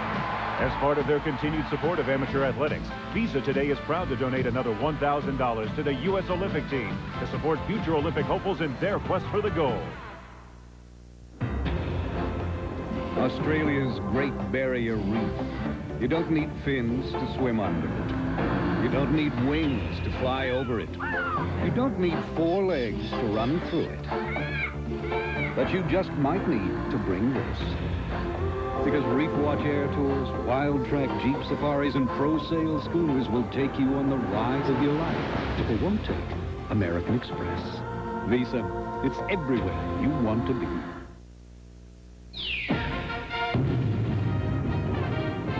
Valvoline Halftime 96, brought to you by Valvoline, the #1 choice of America's top mechanics. People who know use Valvoline. From our New York studios, John Saunders and Todd Blackledge. And welcome, everyone. Todd Blackledge joins us this year out from the road to be my partner for the rest of this season. Let's talk about that North Carolina-Clemson game, the game you are watching right now. Clemson can't get that running game going, and that hurts. Yeah, and John Spagnuolo hit it right on the head. I mean, everything that Clemson does offensively is predicated off of their ability to run the football. If they can't run the football, it doesn't set up any of their play-action passing game. Nealon Green has to have a good second half. All right, let's get right to the scores and highlights right now. We begin with the Colorado Buffaloes, a team that has Coy Detmer back at quarterback, and what a difference this will make for this team. He ran one in, also passes for one today. Yeah, he looks really good. He looks sharp. His knee looks good, and it seemed like when the rest of the team saw that he was healthy, they all picked it up a notch. To Chris Anderson on that touchdown, made it 24-0. Michael Black has a 1-yard touchdown run as Washington State is now on the board. 24-6 is the score in this one. Detmer's thrown for a couple of touchdowns. Miami against Memphis. The Hurricanes could not get it going in the first half, had only 3 points, but Magic Benton returns this punt. 67 yards as he busts this one loose, takes it all the way for the touchdown to get Miami going 17-0. Special teams a big difference for Miami today. Yeah, credit Butch Davis. He's struggling a little bit on offense and defense, gets the big plays out of his kicking game. Ryan Clement then goes 73 yards to Magic Benton. Now, Benton is in for Yatil Green. Yatil Green suspended for this game. We're going to talk more about that in just a moment. That made it 27-7 right now. It's a final 30-7. Miami comes off with the victory. Benton 73-yard touchdown reception and a 67-yard punt return for a touchdown. The reason Benton was in the game for Yatil Green, one of the suspensions today for the Miami Hurricane program. Here's how it looks, not just for Miami. Danielle Ferguson and Yatil Green suspended for the game by the university. Apparently, Ferguson and Green used a limo paid for by a sports agent. They're out indefinitely. Other suspensions for Nebraska linebacker Terrell Farley, indefinitely by the university after his arrest on suspicion of drunk driving. For USC, DeLon Washington must sit out another 2 games, already missed the Penn State game. The NCAA says he violated and used unethical conduct. That's why he is out. For Clemson, the NCAA has also suspended defensive end Trevor Price for an unspecified rules violation. They continue to pile up, and at programs that unfortunately we're trying to get the focus away from them this year. Yeah, some of these programs really can't afford another black eye, and they spent most of the offseason working major damage control, and now here it is the first week of the season. They always have to suspend players. It drives coaches crazy because these are things you can't control. You don't anticipate them coming into the season. You just want to think about what goes on in the field. Right now, let's continue with the scores and the highlights. Get back to the Big Ten. Michigan has just put a field goal on the board, 10-5. Illinois did get a safety in the game as well. Scott Dreisbach, a 72-yard touchdown run in the game. Bowling Green against Alabama. Gene Stallings, does his team have a shot at the SEC championship this year? Warren Faust is the alternate quarterback, 6 yards to Marcel West. 14-0 was the score at halftime. Dennis Riddle also with a 1-yard touchdown run as Alabama leading Bowling Green in the fourth quarter right now, 21-0. Texas Tech against Kansas State. It's the Big 12, and they're getting it underway. Spike Dykes, does he like coming into a new conference? The goal line stance there, left it scoreless as Texas Tech held. And then Kansas State quarterback Brian Cavanaugh, 1 yard on the touchdown run, takes it in. And right now Kansas State has a lead 7-3. And again, a statement game, the first game out of the Big 12. Yeah, it really is a big game for both of them. Usually they open up with an easier game, a conference game right out of the blocks. Both teams made it to bowls last year, want to get a leg up on conference play. All right, Purdue against Michigan State. And the Wolverines, or rather the Spartans, just come out and blow away Purdue. Jim Coletto, if you're looking at this one, here's a game you figure you have a chance to win, and you get clobbered. Yeah, you got to figure coming in, you're on the same level as Michigan State. They're not on the same level as Ohio State or Michigan or maybe even Northwestern. This is a game you think you got a chance to win. Wrong results for Purdue. Yeah, Michael Irvin's cousin, Cedric Irvin, 132 all-purpose yards and 4 touchdowns. That's a record for the Spartans. Meanwhile, let's continue. Southern Miss against Georgia. This one in the second quarter. Southern Miss has the lead of 3-0. San Jose State against Air Force. Andre Johnson has touchdown runs of 71 yards and 13 yards. Bo Morgan has a 1-yard touchdown run. And Tom Brown, the backup quarterback, a 34-yard touchdown run. That one in the San Jose State Air Force game. Idaho against Wyoming.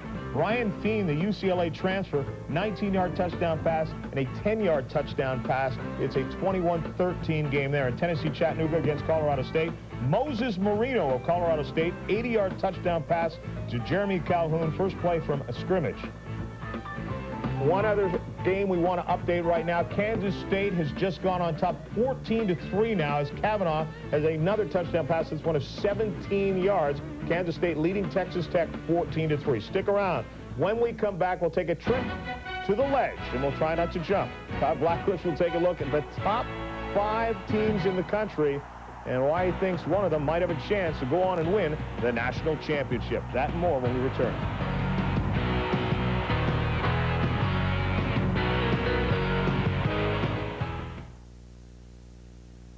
Presenting the Valvoline Xerox Big Play Rebate. Get $4 back on a case of Valvoline or $6 on a 3-pack of Xerox Antifreeze. It's up.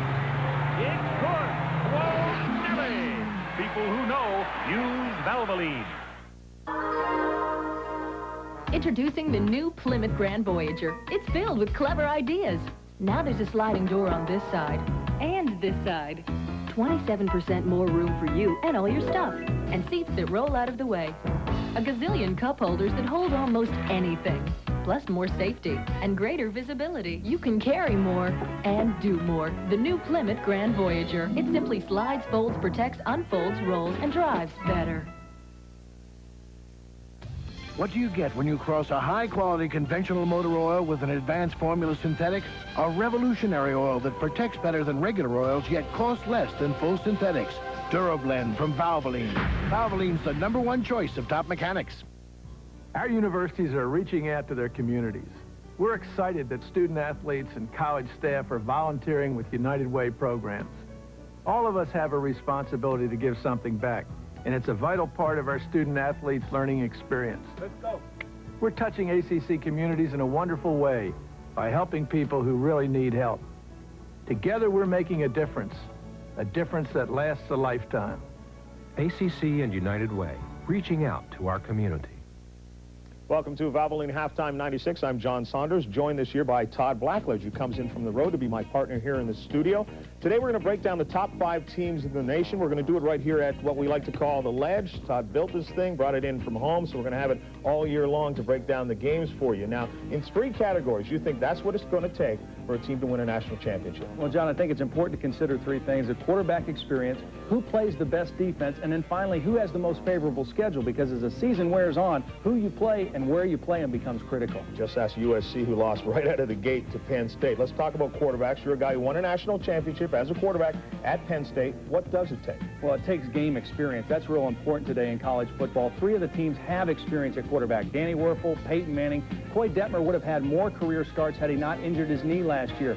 But all three guys have that game experience. They've been very efficient on the field. The three of them combined last year to throw 65 touchdowns and only 16 interceptions. Now, the reason that experience is so important is the #1 attribute today for a quarterback is his decision-making ability. Not his arm strength, not his speed, how quickly he can think on his feet and make decisions on the field. And I'll just show you a perfect example of Danny Werfel in Florida. They spread you out with their formation. They put a back in motion, get 4 receivers. They actually get a 5th receiver release because the back doesn't have a blocking assignment. Then it's all in the hands of the quarterback to set up quickly, to read the defense quickly, and to react quickly with the football. And you can see Werfel does it perfectly. No wasted motion, no wasted time, touchdown. Nebraska and Florida State do not have the experience at quarterback, but they'll ask their guys to do some different things. Yeah, it's different for Scott Frost. He's the only quarterback that will be called upon to run the option. He's a very good runner, a good athlete. Actually started 5 games at Stanford as a free safety.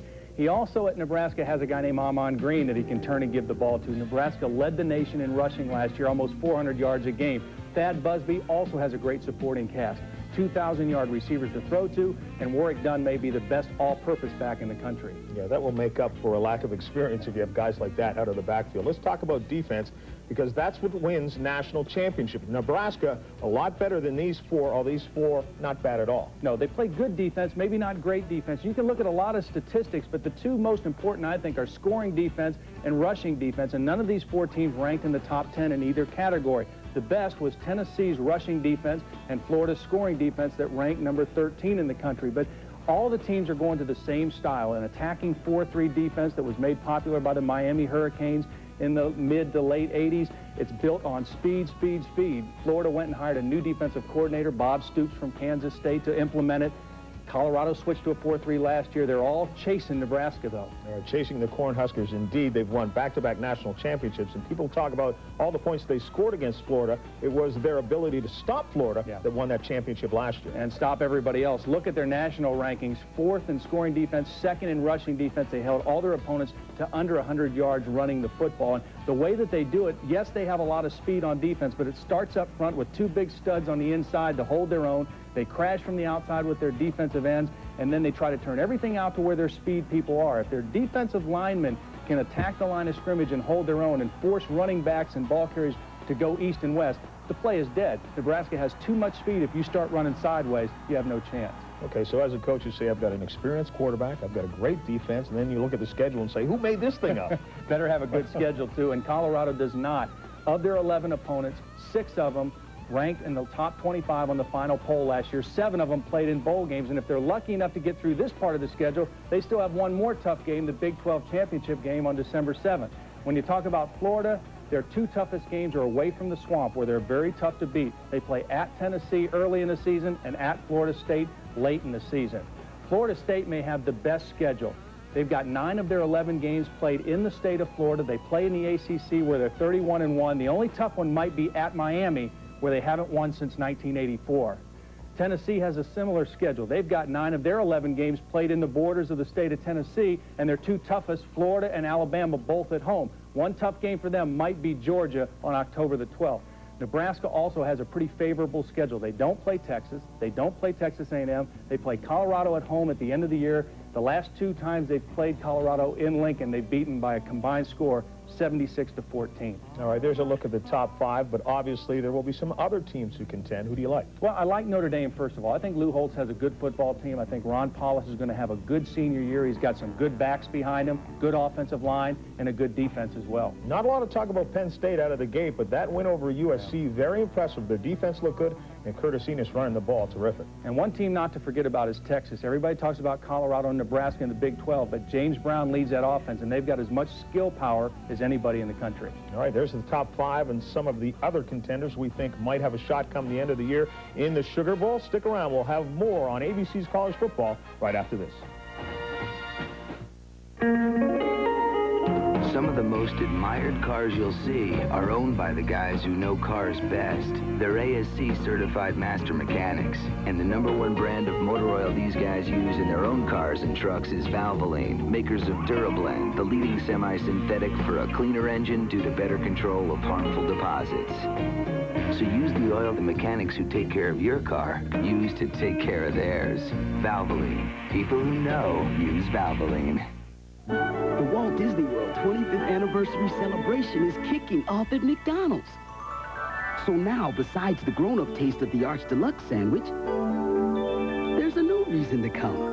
Wow, cool. Whenever you buy any large sandwich like the new Arch Deluxe, you can get one of 4 Walt Disney World 25th anniversary collector glasses for just 99 cents each. So come on into McDonald's, because who knows where this magical celebration just might take you. Wow. Hey, what's up, John? Hey, what's up, man? Watch the curve. Yeah, we're driving like my grandma. Yeah, and you drink like mine. Give me a break, man. Watch it. The idea is to keep the car on the road. Yeah, how about giving me another drink? Yeah, right. I think you've had enough. Give me the wheel. Hold on, man. I got it, man. Yo, man, just slow down, man. Yeah, man. Let me tell you about giving the bell, man.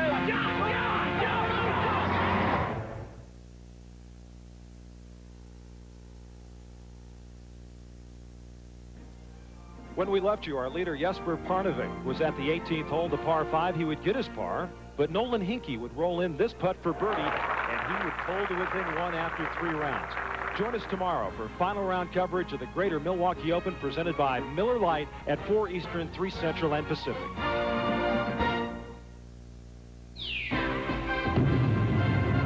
Valvoline Halftime 96, brought to you by Valvoline, the #1 choice of America's top mechanics.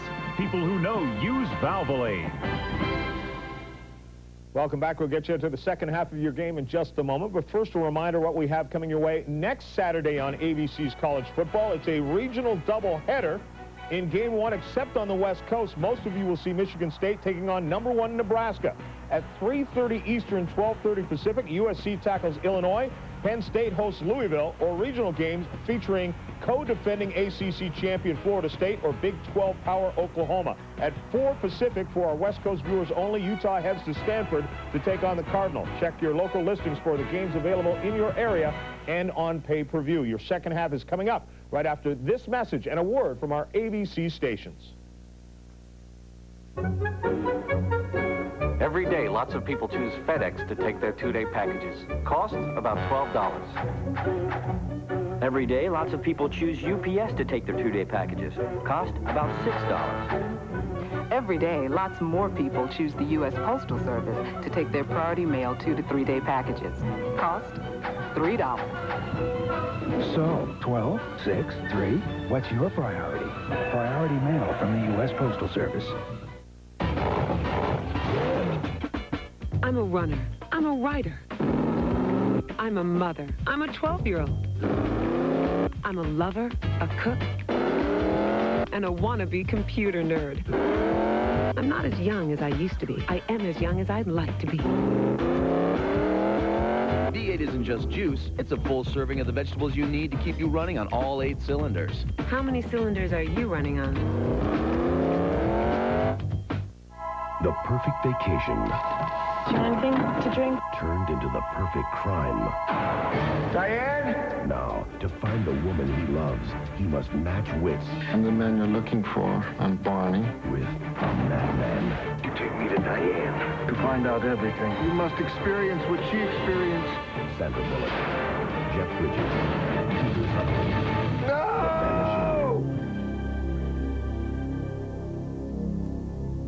Labor Day weekend means huge savings at Jefferson Home. This traditional 4-piece bedroom was $10.59, but this holiday weekend is just $8.47. This handsome entertainment center was $3.29, but right now it's just $2.63. Don't miss Jefferson Home's huge Labor Day sale. First we tried propellers, then we tried rockets. But the only way for Crystal to get its wings was to, well, get wings. Chicken wings. These new mouth-watering chicken wings are cooked with savory spices and seasonings. Each crispy bite takes your mouth to new culinary heights. But their down-to-earth price starts at just $2 for 69 cents. Get your new Crystal Chicken Wings, but hurry, they're flying out the door. To get the most out of this Indy car, Patrick Racing put Scott Pruitt behind the wheel. They built a team that could get it in and out of the pits in the blink of an eye. And they chose a battery they can depend on to get it started. The Duralast battery from AutoZone. The same Duralast you can depend on to start your car. So don't settle for anything less. The Duralast battery. Power you can depend on. Labor Day weekend means huge savings at Jefferson Home. This beautiful sofa was $4.99, but right now it's just $3.99. This table and 4 Queen Anne chairs was $10.99. This holiday weekend it's just $8.79. Don't miss Jefferson Home's huge Labor Day sale. Mike Dubberly, part of Alabama's 24-hour news team.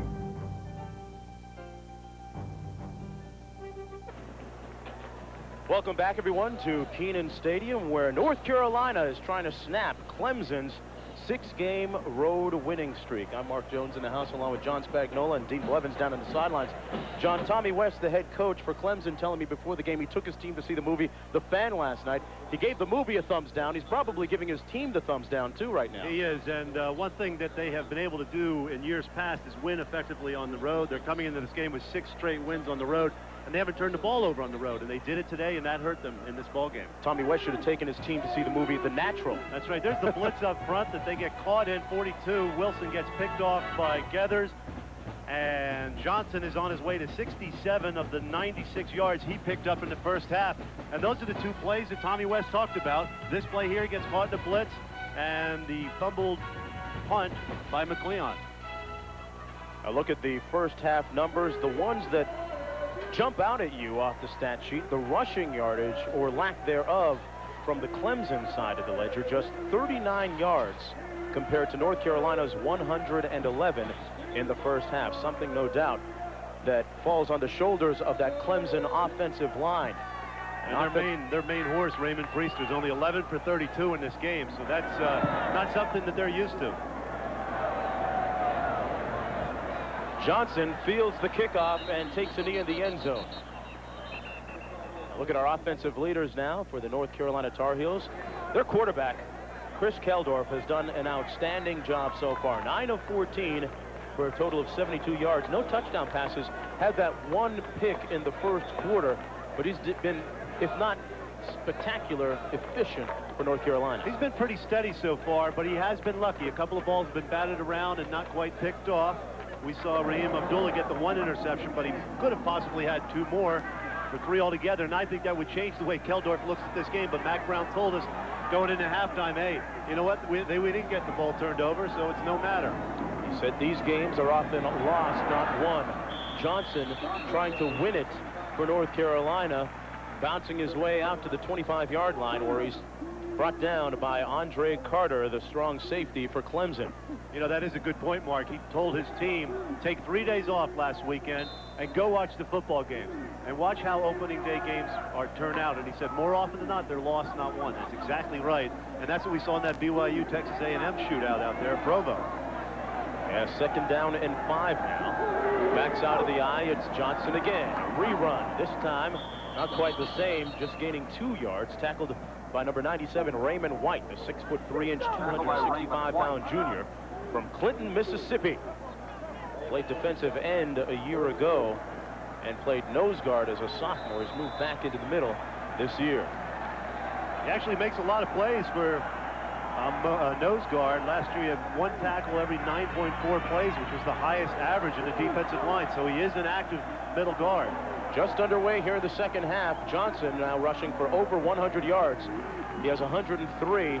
Backs out of the offset eye. Keldorf will pass. And will pass complete to the tight end, a man named Jones. Freddie Jones. 1st down and 10 for North Carolina. Carter making the tackle, but too far downfield. They move to 6. Jones is on a couple of pre-seasons of scribers and pollsters and everything else. He's a 2nd-team All-American coming into the year, and he did not play well against Clemson last year. He's having a fine game so far today. Picked up 10 yards on that pass reception. Johnson on the toss. Johnson brought down to the 37, right at the line of scrimmage. Clemson's defense, led by Andy Ford that time, stringing the play out nicely. Ford, number 43, who is seen right there from Sumter, South Carolina. Now, does he have the knee or the hamstring? If we knew which one of the twins, well, we know it's Peter Ford, but that's Andy Ford. To look at them, you wouldn't know. I think he has the knee. I think that's how they tell them apart. They tell them to get different injuries, and then they can tell by how they're limping who's who. The coaches didn't know for sure either. Keldorf underneath on the quick slant to Chris Watson, the fullback out of the backfield. Now you see two successive completions by Keldorf. One is to the tight end over the middle, a nice safe throw to convert the third down. Now you've got a real safe pass to Watson, who despite his size, he's 5'10", 247, has very soft hands and catches the ball well out of the backfield. Made a great catch in last year's game against Clemson in the end zone that was called back as the result of a penalty. Right now, 3rd down and 6 to go for the Tar Heels on their opening drive of the second half. Keldorf. Incomplete. Just as we sing the praises of Watson, he has one go into and out of his arms. Incomplete.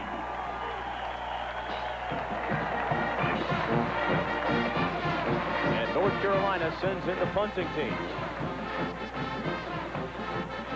We've seen a lot of the short passing game from North Carolina so far. The term West Coast offense is really overused, isn't it, John? Something Coach Brown pointed out to us. It is. It's a short passing game. Let the receivers run with the football. And this is the kind of offense they installed here, not only to be more efficient offensively, but to attract the kind of players they want to attract in North Carolina. Derek DePriest with the punt. Leon started at his 9. Brings it out to the 27-yard line. The Clemson Tigers trying to keep their 6-game road winning streak alive, trailing 10-0 when we return. These days, you're working harder than ever. You need a truck that does, too. Don't move. Introducing the all-new 1997 Ford F-150.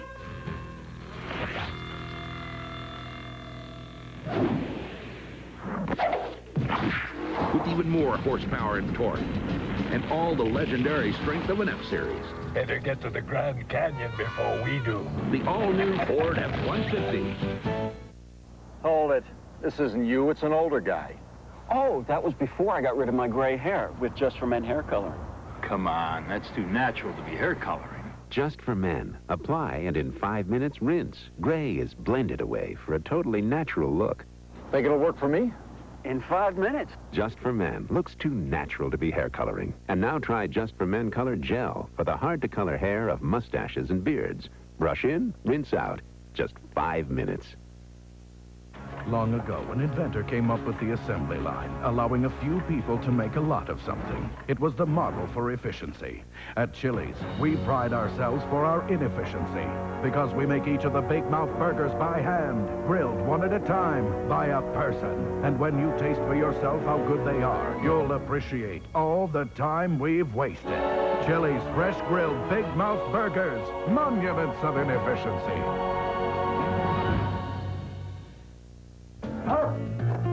Beginning August 12th, Rover will just have to wait. Fox After Breakfast, weekday mornings will never be the same. A panoramic view of Kenan Stadium here in Chapel Hill, North Carolina, and somewhere off to the left is the Deanie Smith Center. They talk a lot about basketball here, but they're beginning to talk more and more about football. Under construction, a brand new football center. Right here on the grounds at Kenan Stadium. Clemson first down and 10. Priester met right at the line of scrimmage, falling forward to the 27. A tackle made by Greg Ellis on the play. North Carolina making a move, trying to make a move into the upper echelon, the real elite echelon of college football programs. Something of a concerted effort by Matt Brown and his coaching staff. And that's the top 10. And, you know, you can get in the top 25 here and there, but cracking that top 10 is a difficult task. And Mac Brown is bent on doing that with this team, and that's why he wants to recruit better quarterbacks and receivers, and he feels this West Coast offense is going to help him. Yeah, the new facilities should help as well. Green on the play fake, looking downfield, a broken pattern, incomplete. He tried to hit Kenya Crooks, who took the inside route, and the quarterback Green threw it outside. Dre Bly on the corner with the coverage.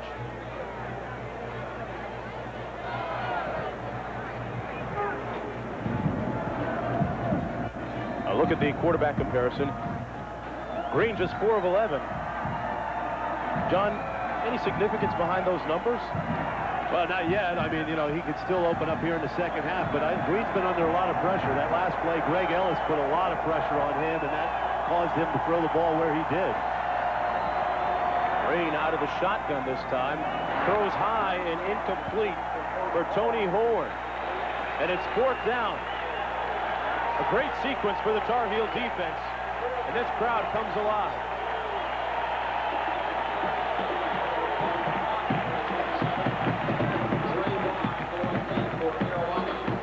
Kevin Laird into punt as we look out the near sellout crowd. 47,500 here at Kenan Stadium.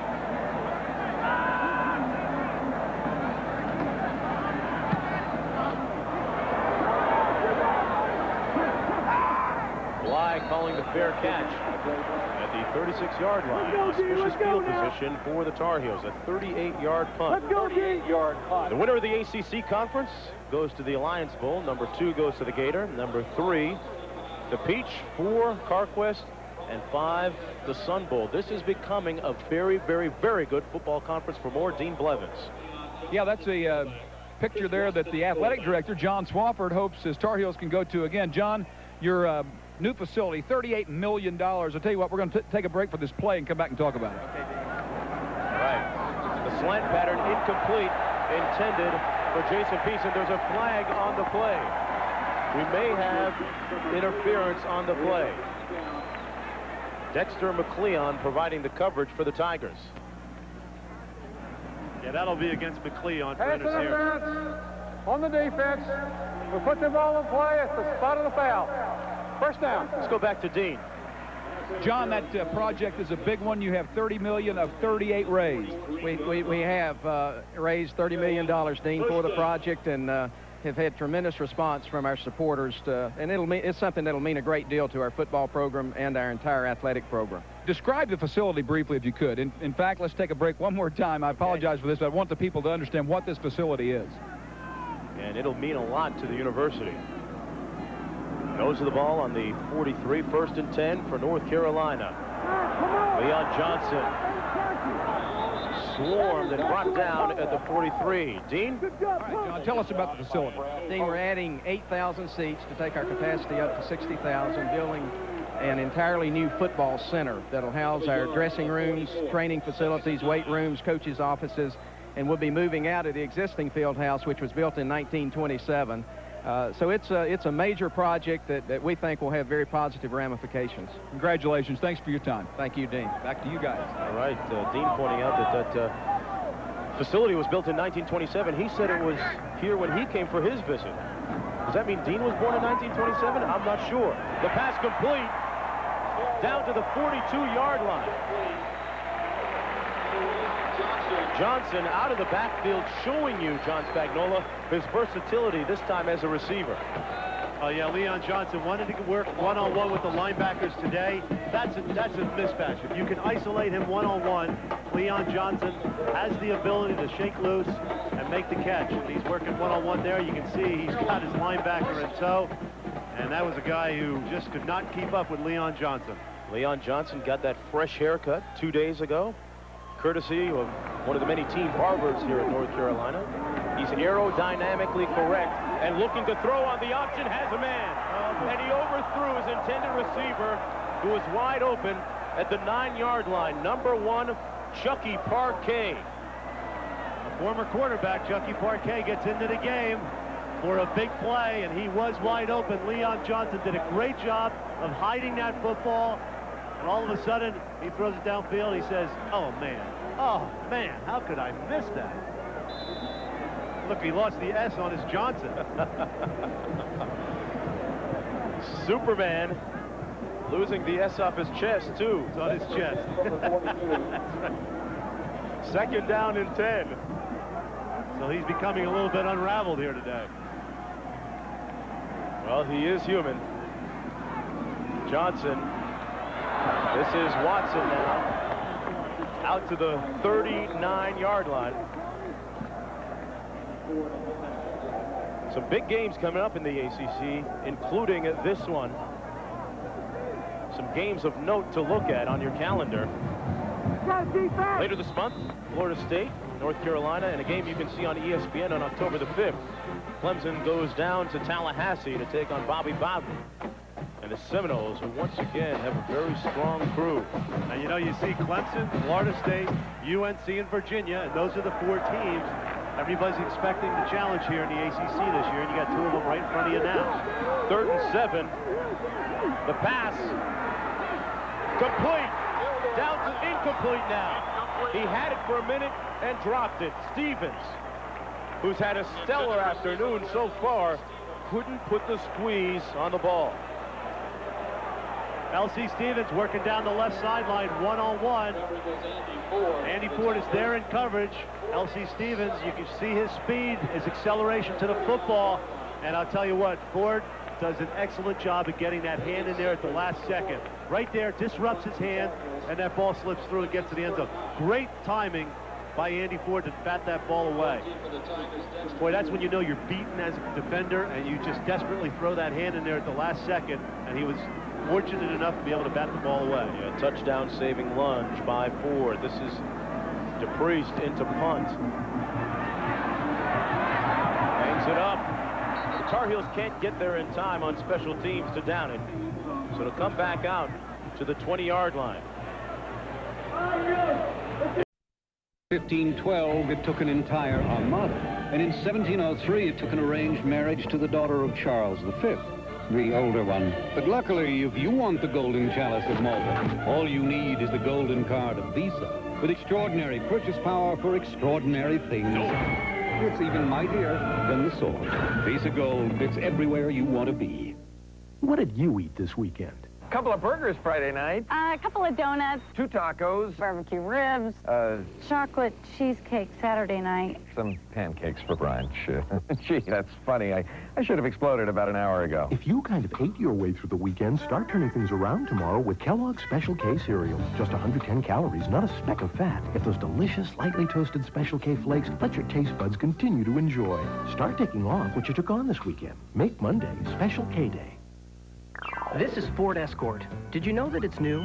If you knew that it's new, did you know the wagon's new too? The engine is new, the suspension improved. A safety cell protects but stays out of view.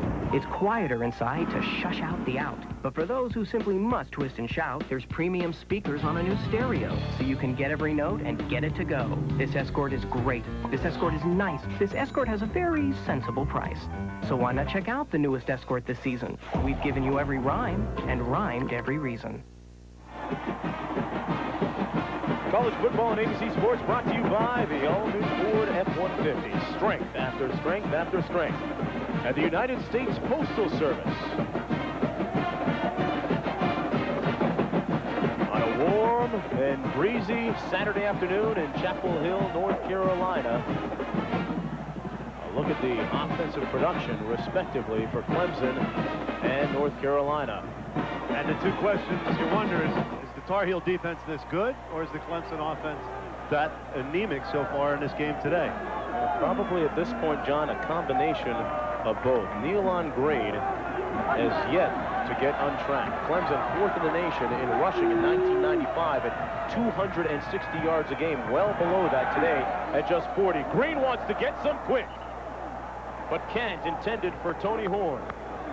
Green came with the quickness on the drop, but overthrew Horn. Robert Williams on the coverage. John, you've mentioned it time after time. We don't want to belabor the point, but the Tar Heel corners, Williams and Dre Bly, have done a great job, especially in that bump and run coverage. 8.5 minutes to play in the 3rd quarter. 10-0, Clemson trailing.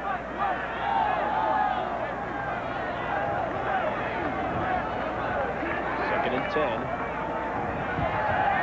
Little waggle. And Green finds his intended receiver at the 27-yard line. About 3 yards short of the first down is Kenya Crooks. You know, one of the rules that they've changed in the NCAA this year is to protect the long snapper. This is Chris Allnut, the long snapper. Nobody's allowed to hit him for 1 second. Well, you can see how vulnerable he is with his head down there. And I think that's one of the better rules they've come on. This has been in high school for an awfully long time, and they finally got around to doing it here in college. And I bet you'll see the pros change that rule as well. You like the rule, huh? Oh, absolutely. I was a long snapper in high school. That's why I like the rule. How's your neck? Thanks very much. Third down and 3 for Clemson. Play fake. Green, a wide open. Horn has the first down at the 32-yard line. So Nealon Green finds his target for the first down. They really needed that one. Jomo Leggins made the stop from a strong safety spot for North Carolina. Stops the clock with 8:07 to play in the third quarter. Green looked extremely authoritative on that throw as well, a good sign. Yes, it is. You know, he's taken a lot of heat last year, said that he didn't play well in the big games, and I thought his coaching staff made a good remark, and that was, well, the big games were the games we lost. He played real well in other games, Georgia Tech and North Carolina State last year, you know, and he didn't take any heat for that at all. So it depends what the big games are. And how you define them. Priester that time on the run, brought down by Keith Neiman. A lot of this area of the country, especially North Carolina, had been bracing for Hurricane Edward up until yesterday. But since that time, the hurricane has headed north towards New York. A look at the temperature and the conditions right now. Humidity at 55 degrees. 55%, check that. Oh, and it's picked off. Simmons comes back for Carolina, bringing it down to the Clemson 21.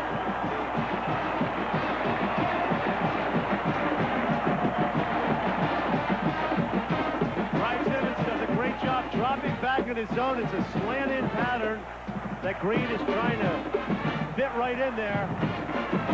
Looks to his left. Now Simmons goes to his drop, and he takes that ball away. Excellent job by Simmons. So far, the battle of Simmons being won by the guy in blue. We'll be right back. The job needs 4 guys now, and the guys need all their equipment. You're working harder than ever. You need a truck that does too.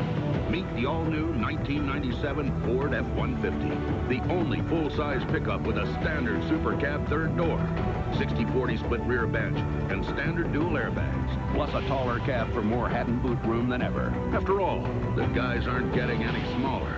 The new Ford F-150. Strength after strength after strength. Here's something I want you to think about. Discus athletic were made for whatever you like to do, like biking, football, and for you Europeans, football. One brand for every sport. You can't say that about these outfits. My, the Unitar, that is special. Unnecessary spending, 20 yards. So, no matter what your game, choose Discus Athletic. One thing to wear.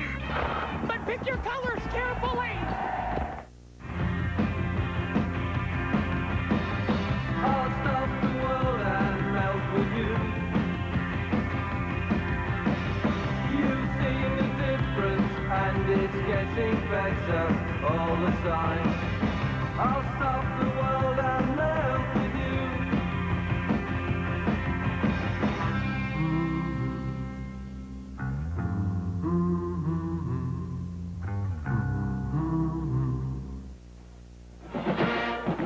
Well, tonight on ABC, part 1 of the television event of last season is back. The Beatles Anthology, featuring the legendary group's own story in their own words. It's the Beatles Anthology tonight on ABC right after Second Noah. Turnovers becoming a bigger story of the game right now. Clemson committing 2 to North Carolina's 1. And here's the last one. And both occurring on their part of the football field. Here's Brian Simmons. He's going to drop and read the quarterback's eyes. Kenya Crook is coming on to slant him. Watch him drop and just take it away. Brian Simmons with an excellent job reading the quarterback and getting in position. That thing hit him right in the chest. And both of those turnovers have turned over very deep into Clemson territory. The one fumbled punt return and that interception right there. All right, Keldorf. Boy, North Carolina with room service field position. This is the tailback, number 35, Maurice McGregor. But back to that interception. Dean Blevins, you think passing lanes figured into the equation? Oh, I don't think there's any question, Mark. I think that's one thing that is easy to overlook sometimes. You've got a quarterback in Neeline Green who's 5'10 or 5'11 going up against a rangy defensive front seven. The shortest guy is 6'4. Big spans on these guys. Trust me, I was a 6-footer trying to throw. I couldn't see. He's 5'10. Short guys have trouble seeing the options and delivering the football. Need some platform cleats out there. Well, you know, not only that, on the interception, you know, he's not rolling out. He's dropping back, and he's trying to throw in the middle of the field. So that is the most congested part, Dean, that you can throw the football to as a quarterback. Well, you know, they've got him a lot of boots and rolls and things to get him outside, but you're exactly right. That's where he has problems, when he drops straight back in the pocket. And I think Moody's done a good job of getting him outside, but sometimes you simply have to drop back. All right, on that last run, McGregor tackled by Simmons. It's 3rd down, 3 to go. The nose of the ball just inside the Clemson 15-yard line. 6:08 to play in the 3rd quarter. McGregor and Linton split behind the quarterback, Chris Keldorf. He's going to pass into the end zone. Touchdown, Stevens.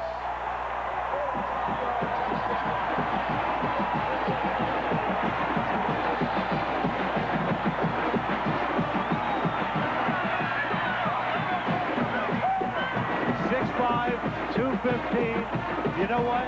He didn't beat anybody there. He just went up and got it. And that's one of those plays where you say, you know what? I think you're a better athlete, and I'm going to let you go get the football. A 14-yard touchdown grab. Watch this. Peter Ford on coverage, and he's in position. He's not beat. Look at him. There's 29. He's all set to go. He just got a better athlete going up and getting the football and keeping that 1 foot in bounds. L.C. Stevens took the elevator to the top floor, John. Absolutely. Josh McGee in for the extra point. And the North Carolina Tar Heels doing a job in front of the home crew. You think the quarterback was happy about this? Chris Keldorf throwing his first touchdown pass at the Division I level. It's always nice to pick up the headset after you throw one of those. They always run over there these days, don't they? They run over and get congratulations. I never see them run over after they throw an interception. But give Keldorf credit and the Carolina offense for getting 10 points now off of turnovers. Stevens put the brakes on and burned some rubber on the DB, Ford. Peter Ford cannot be faulted. That's a situation where he's just outmanned by a better athlete. And they're looking for big things here from L.C. Stevens as he steps up. And a big game here. It all started with an 87-yard touchdown reception in the CarQuest Bowl. They realized they had something special. And he shows how special he is here today. Yeah, the L.C. and L.C. Stevens could stand for left confused if you're talking about the DB, Peter Ford. Or work on the left corner. Yep. It's been all Carolina Blues so far. They're pitching a shutout, 17-0, with just under 6 minutes to play in the 3rd quarter. That last scoring drive coming off a turnover. They moved the ball 21 yards in 3 plays. Ford and Woods back for Clemson.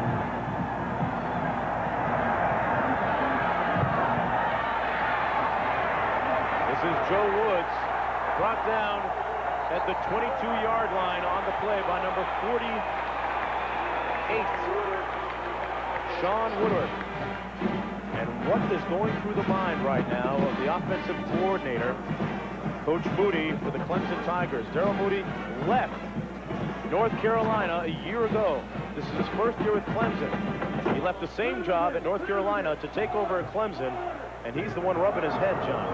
Yeah, he's trying to come up and dial a right play right now. You know, he did say one thing interesting. He said, I know that personnel over there. I got to be careful. I don't give them too much credit on defense. Let's see if he goes after some of the better players here for the Tar Heels. Well, it's time to get busy. They trail 17-0.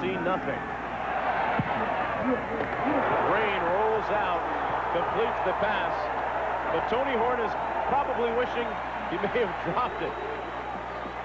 And you can feel, as is always that important during the course of a football game, a momentum changer or momentum that continues to build. And right now the Tar Heels have it off that interception and the touchdown pass. Up until that last interception, Green, Nealon Green, the quarterback, number 15, hadn't thrown an interception in 139 consecutive passes coming into this game. And, you know, he never saw Brian Simmons at all. He was locked into his receiver, and he never saw Simmons in this drive. And another big hit. Oh, yeah, it's Dre Day. Dre Bly hit Joe Woods real hard. And Mac doesn't like it either. He wants discipline out of his players. He's letting them know, you jumped up, you celebrated, and I'm on the rules committee, and I'll tell you what, they're going to flag you for that. Let's have a listen to that last hit by Dre Bly.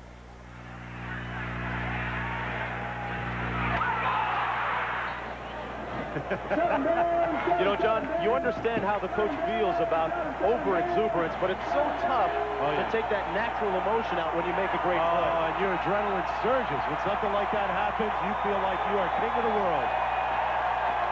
If only for a moment. A timeout called on the play by the Clemson Tigers. Especially when you're a cornerback, because someday you're going to get toasted. But Dre Bly, Robert Williams, the corners for this team today, the Tar Heels, you know, they were asked to play man-to-man coverage, and everybody said, what are you doing, man-to-man? You should put these kids in the zone. They are playing really tough defense today. John, you got to love being on campus doing these games, don't you? Next Saturday, more college football, the double dip on ABC. Regional action, noon Eastern, most of you. We'll see Georgia Tech taking on North Carolina State or Michigan State against Nebraska. Then at 3:30 Eastern, Duke tries to tackle third-ranked Florida State, or other regional action, including Louisville at Penn State. That's where John and Dean and I will be. Don't forget to call your cable operator for the games available on pay-per-view. That's next Saturday beginning at 12 noon Eastern time on ABC.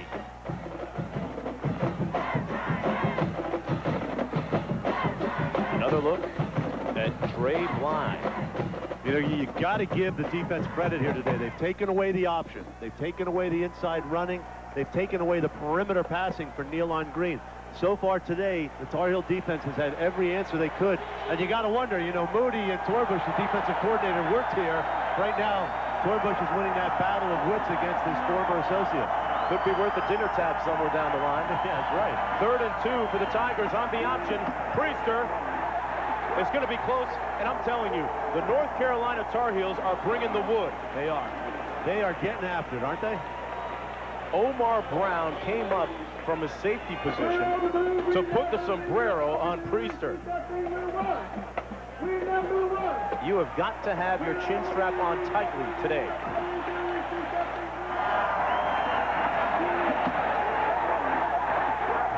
Hey, you know what's interesting there, Mark, excuse me, is that, you know, one corner makes a hit. Dre Bly hits it. You know, Omar Brown says, hey, wait a second, I could do that. And then you're going to get John Mo Liggins in there saying, wait a second, wait till you see this hit. These guys are going to turn up the intensity on defense. And the beat goes on. And they didn't get the first down on that play. So the hit not only was effective for audio effects, it stops the Clemson drive. An outstanding series by the North Carolina Tar Heel defense.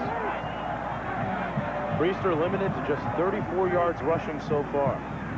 On 4th down and short. Laird punting. And here's Bly at the 30. Oh, he has a wall. Dre Bly has a wall. And it's still Dre's day. Back to the 46-yard line. Hey, coach, he's saying, I'm sorry I hot-dogged it on the last one. But watch me now. Brought down by Tony Dessou. A return of 24 yards on the punt. All Dre had to do was get to that wall. He gave up a little bit of ground, But then the wall is set, and he's able to tightrope down the sideline and cut back inside. He's an exciting young player, and they are very, very encouraged about the promise he shows for this Tar Heel football team. There's the wall, right down the picket fence, takes it back inside, and Dre, as you said, has really, really come to play here today. And out of the penthouse suite of the doghouse. Keldorf has time, going back to the same guy, Stevens. He took it to the house. Touchdown, Tar Heels.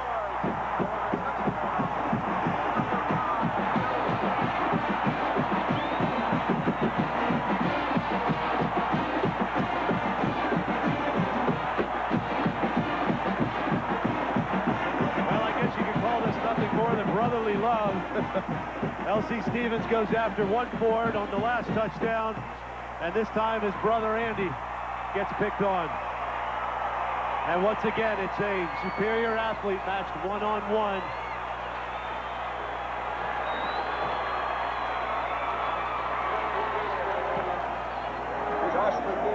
In for the extra point, Josh McGee.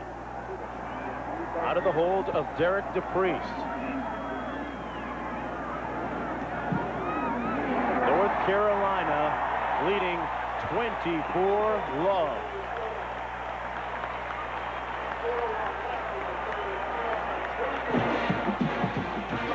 L.C. Stevens matched one-on-one with Andy Ford. Now Ford has good position, but he trips as he's trying to get an angle to the football. See how he just clips the heels of L.C. Stevens. He falls to the ground. Stevens, as a receiver, senses that, slows down, and makes the nice smooth reception. And L.C. Stevens likes, have you driven a Ford lately? L.C. has. Oh, he's driven 2 Fords right into the ground for touchdowns. You know, it's funny, one of the question marks coming into the game was the inexperience of the receivers. Octavius Bourne had caught 50 more passes than all the other receivers for North Carolina combined. But L.C. Stevens steps up and shows that he's a big-time receiver here for the Tar Heels. That's got to make Coach Mack Brown feel that much better about the fact that maybe now, John, he can give Octavius Brown a little more time to recuperate from that knee injury that he suffered back in January, because he's still not 100%.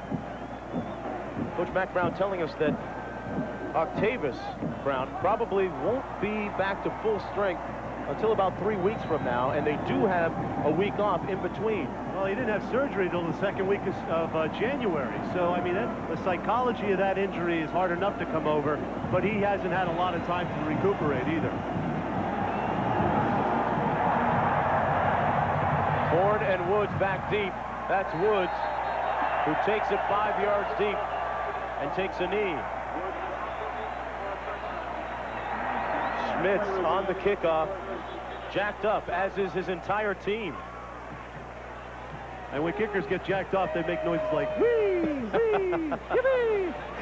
Let's go downstairs to Dean. Well, there's more of that woo going on right here as well, because I'm looking at a team down here that's reacting like, hey, we really are good. I think they felt they were good coming into the season, but they look up now 24-0. And Mack Brown's dream, guys, was for these inexperienced stars, he felt, to emerge. The quarterback, the younger guys, they are emerging in a big-time way. And as you've talked about, Mack wants him a pro quarterback and to be able to throw it.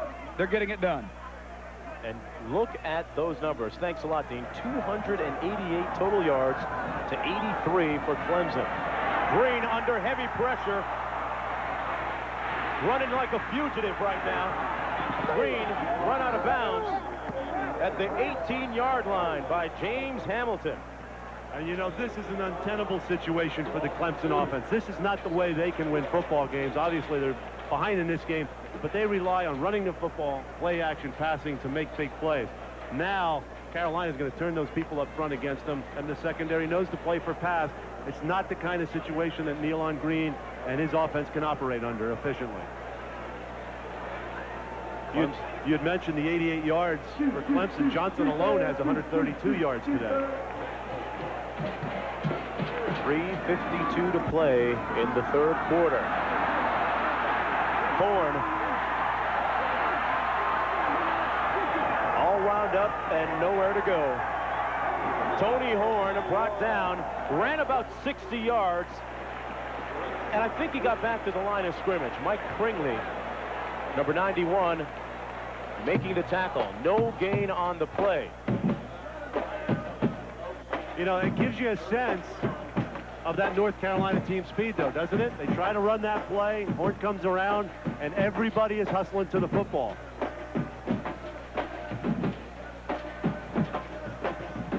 All these guys up front can run 4.7 to 4.9 speed. Yeah, okay, nothing happening here. And you got to give Horn a lot of credit for just getting back near the line of scrimmage.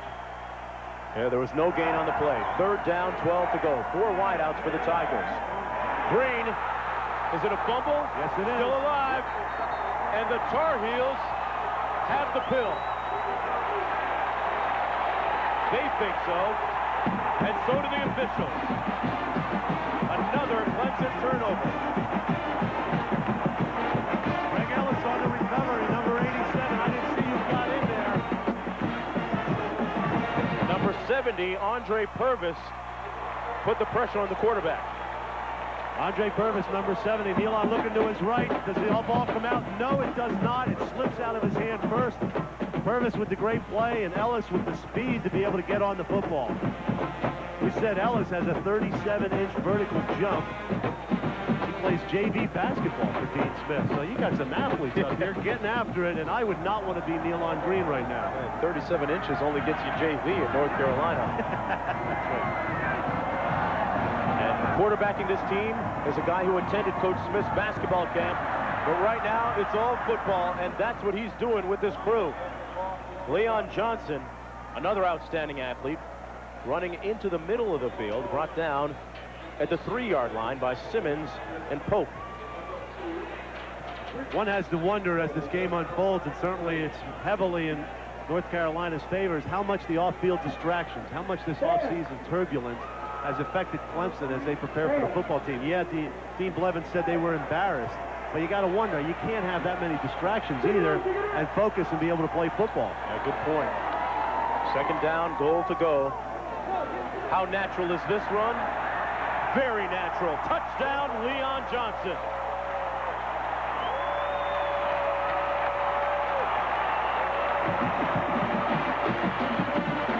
I'll tell you what, this is a well-coached football team. The S is back on his chest. I think the S stands for 6.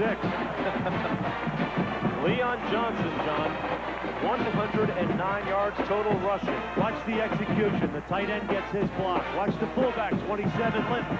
He cuts down the defender, Edwards. Everybody on a body there. Hey, Leon, just pick your way to the end zone. I have a feeling that that guy, Leon Johnson, who is missing an S on his jersey, by the way. He is missing an S on his jersey. McGee with the extra point.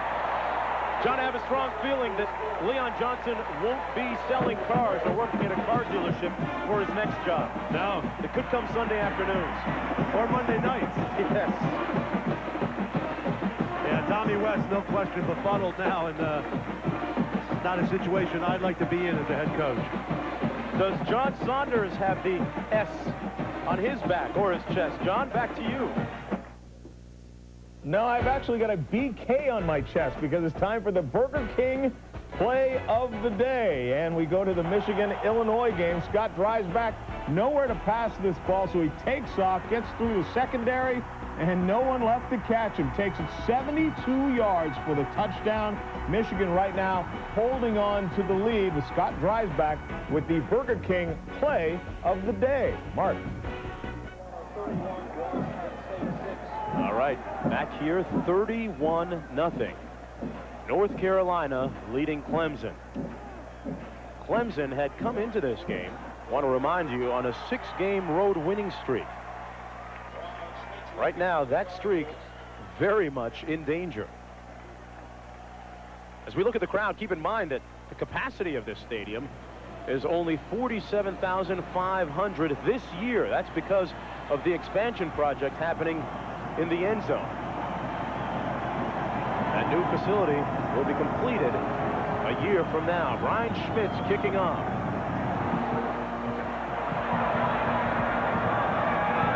Joe Woods. Woods getting to the outside. down back of the 22. Woods back on his feet. And Joe Woods has thoughts of taking it to the house. Woods brought down at the 3-yard line. But will it all be for naught? That's the question that begs. Because back at the 22, there's a flag down. And Joe Woods doesn't want to hear or see any of that. After that brilliant, sparkling 87-yard pull. When things don't go your way, they just don't go your way. That flag came out awfully late. He was already 30 yards away when that flag came out. Holding on the return, 10 yards, spot of the foul, first down. Is this the hold right here? I think that's got one right there that looks very suspicious.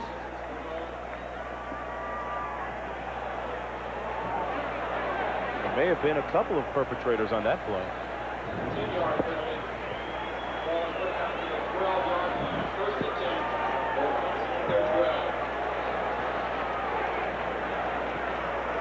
We're trying to find the hold, and the only thing I could see is what they called earlier, what we circled earlier on number 32, Kelton Dunnigan. Right there's the grab. Yep, hold it right there. We saw the grab on the jersey, and that's what the official called.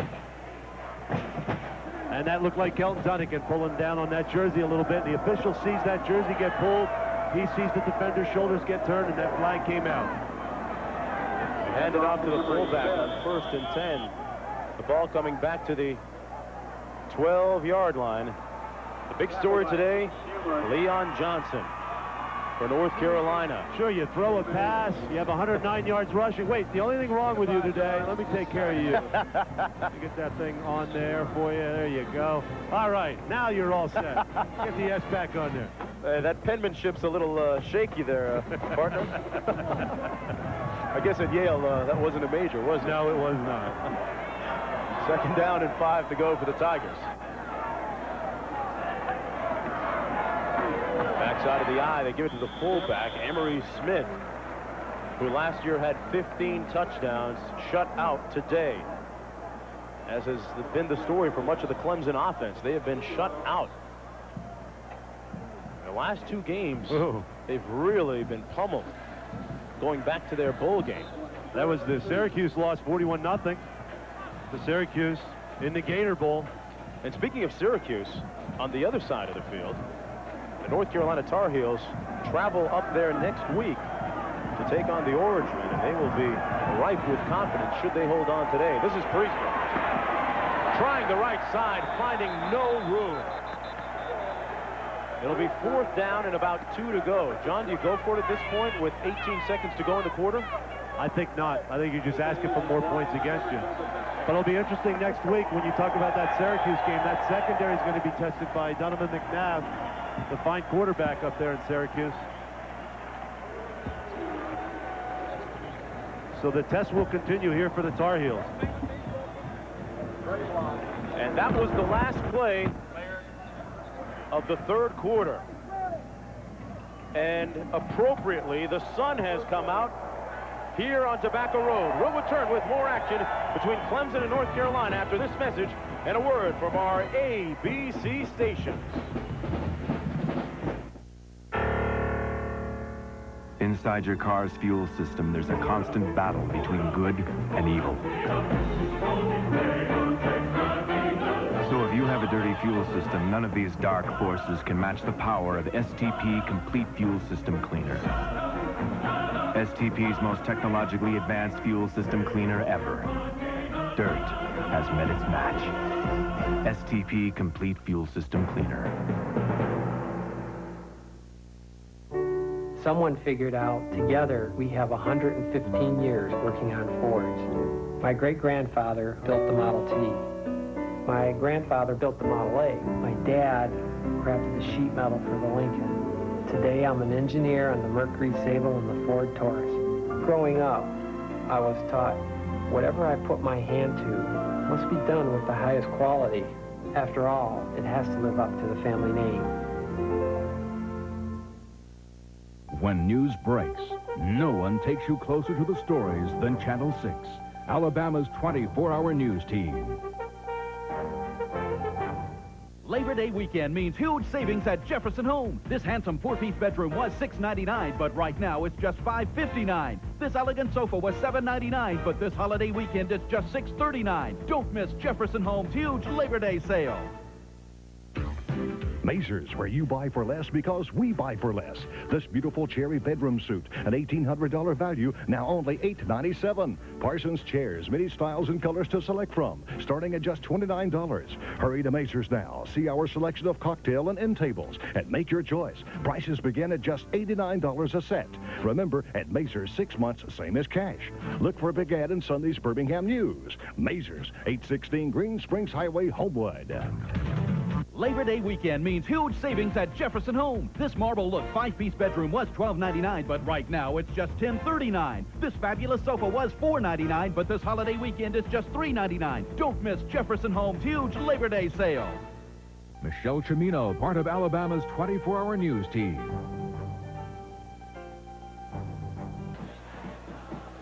Hey, Monday night, the biggest names in the history of professional football share their memories with us in a 1-hour primetime special. Join us for ABC's Monday Night Football Mania and the Chicago Bears host Troy Aikman and the world champs, Dallas Cowboys, on the season premiere of ABC's NFL Monday Night Football. Check your local listings for the action Monday right here on ABC Sports. I'm Mark Jones in the house along with John Spagnola and Dean Blevins working the sidelines. Kevin Laird punting as North Carolina leads Clemson 31-0. This is Dre Bly, who's been a big story in the secondary and returning punts and kicks for the Tar Heels this afternoon. The freshman, who's just 5'10", 190, has been proficient all afternoon. Flag down at the 40-yard line.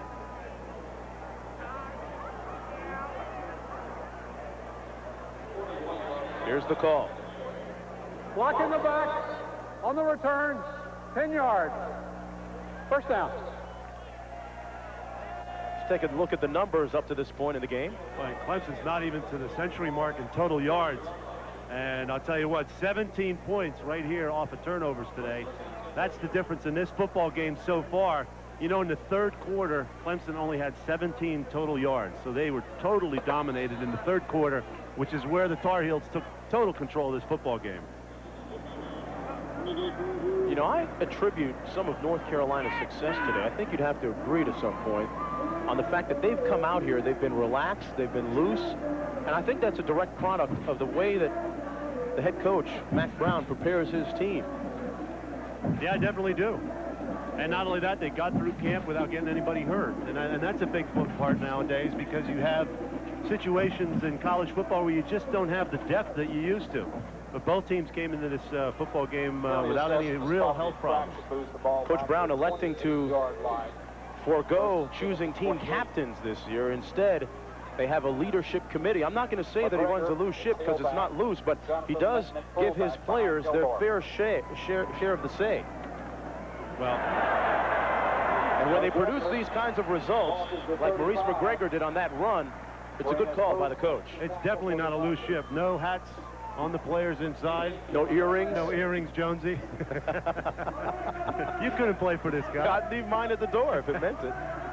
And they yes sir and no sir you to death when you meet these kids on the field. So it's very impressive. On the cusp of moving into the real elite class of college football programs, the top 10. And look at this run by McGregor, running with bad intentions. He's a power runner. He's the guy, you know, they told him when they coached him up, they said, look, Maurice, one move and then start running and running over people. There's the little dip, and now he said, okay, that's the one move my coach will let me have. Now I got to start running over people. Michael Allen, the strong safety, looking at a freight train coming his way. McGregor getting the first down, 1st and 10. Just underway here in the fourth quarter on a day that has been all North Carolina so far. Keldorf has been the starting quarterback from the opening snap. Gives it to McGregor. Gains about 3 yards. Keldorf so far, 14 of 21. Total of 159 yards, 2 touchdown passes, and 1 interception. And He showed a lot of resilience, John, in bouncing back from that early interception he threw. He did, and he should have been rattled, deservedly so. In the end of the first half, he almost threw a pick. He did throw one earlier in the game. But I'll tell you what, when you got a guy like L.C. Stevens going high in the end zone and taking the ball away or streaking down the sideline, it makes you a lot better quarterback. Keldorf brought down at the 47-yard line. The other half of that star combination, Leon Johnson, on the sidelines, taking a well-deserved rest right now and probably fixing up his fade, his haircut. He talked about the North Carolina barber shop yesterday. Well, I'm not going to say who's the best. They all do a good job. Depends on who's available to give you a haircut. They open up shop every Thursday, and they just cut our hair, and it's a time that we get together and we just talk about what we're going to do on Saturday, and we just all get pumped up, and it's just a way for our team to get together. It really does promote team unity. Hey, I'd get one myself if I could. I'm told that Darren Ashford, a.k.a. Breeze, the receiver, is the best barber on the squad. Keldorf throws it to the man with the fresh haircut. And he's out of bounds at the 31-yard line. Where can I get one of those, John? Leon Johnson on the reception, right out of bounds finally by Wayne Moore. Well, we were told Leon Johnson was going to touch the football a great deal today. And that's just a simple play with the available time, the extra time that the quarterback has. Look, he's looking downfield. No. Where's my Mr. Natural, my reliable guy? And there he was, Leon Johnson blocking and then leaking out into the secondary, making a big play. And somewhere his grandmother is watching this game and wincing, watching the television cautiously, hoping that Leon doesn't get hit too hard. This time Maurice McGregor brought down at the 28-yard line. Johnson has a lot of fans, including his grandmother. Look at his numbers, 160 all-purpose yards this afternoon. Let's go downstairs to Dean Blevins. Guys, it's a real character test right now for Clemson. Spags mentioned a minute ago, 41-0 in the bowl. Now you have, what, 31? You got 72-0. These guys had the problems out of the season. I see several of them right now losing composure, shouting at fans, some of their own fans, and it's a real test for them. It's going to tell a lot about the rest of their season, how they emerge from this one. Down to the 20-yard line. Let's go back to New York and John Saunders. Mark, the Gators are at work early against Southwest Louisiana. 4th and 1 here on their opening drive. Perry Jackson just slips across for the touchdown.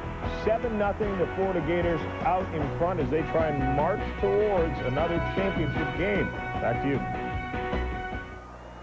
All right, you know, offense never a question with the Gators. Defense, mostly the question there.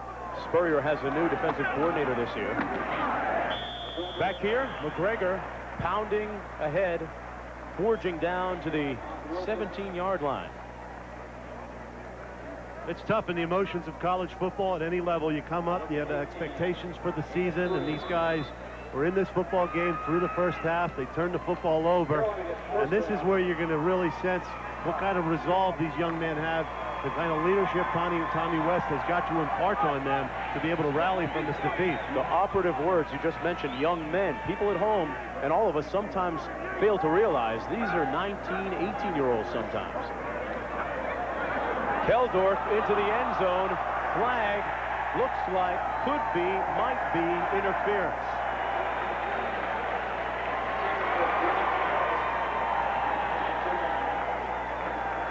I don't know, you might have to look at the catchable ball ruling here on interference because Greg Harris coming down the middle. There's no question he was knocked over en route to the ball, but that ball was thrown so high in the air, I don't know if he had a chance of catching it. First down. First down for North Carolina. Well, tomorrow, don't miss the final round of the Greater Milwaukee Open presented by Miller Lite. Jesper Parnevik at -19 leads Nolan Hinkey by 1 stroke in that event. Tiger Woods is at way back at -4. Woods making his professional debut, of course. Much publicized. 1st and goal for the Tar Heels. McGregor denied at the 3-yard line. by a bevy of tacklers, led by O.J. Childress, Andre Carter, and Chris Jones.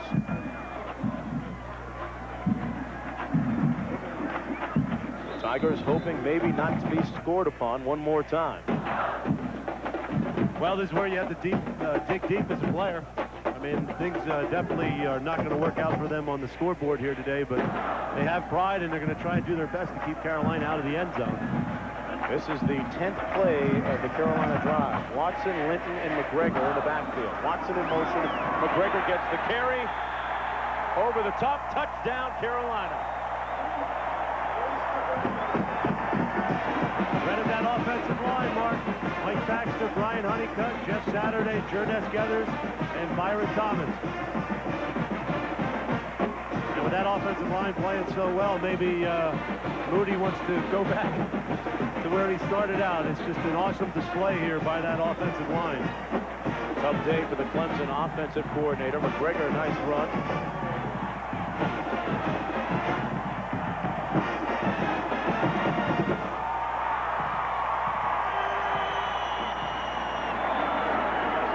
McGee in for the extra point. Out of the hold of DePriest. 38-0.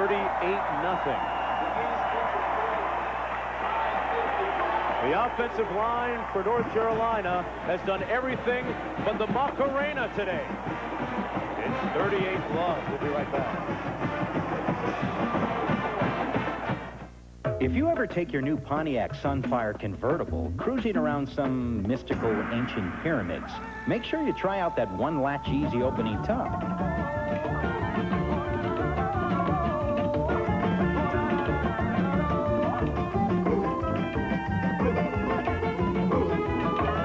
Because it's a cool new way to worship the sun. Introducing the all-new Pontiac Sunfire convertible. Finally, a real set of wheels you can really afford.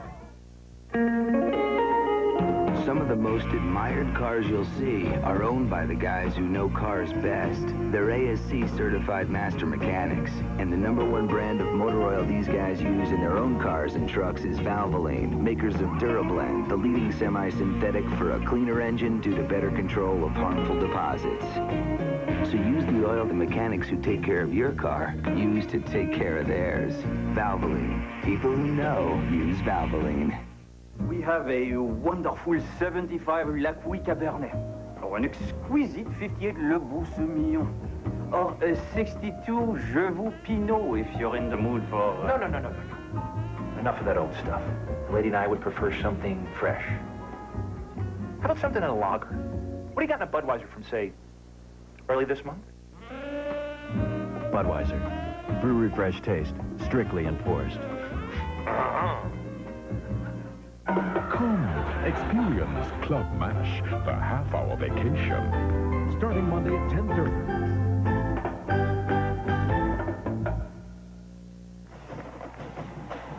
Well, that's Monday. Next Saturday, it's a college football double dip on ABC Sports. Regional action at noon Eastern. Georgia Tech, North Carolina State, or Michigan State against #1 Nebraska. Then at 3:30, Duke tries to tackle highly ranked Florida State, or other regional action, including Louisville at Penn State, which is where John Dean and I will be. Don't forget to call your cable operator for the games available on pay-per-view. Look at the discrepancy, you might call it, in total yardage. That's one word I'd use. If I'm Tommy West, I'd probably use some words I can't use on television right now.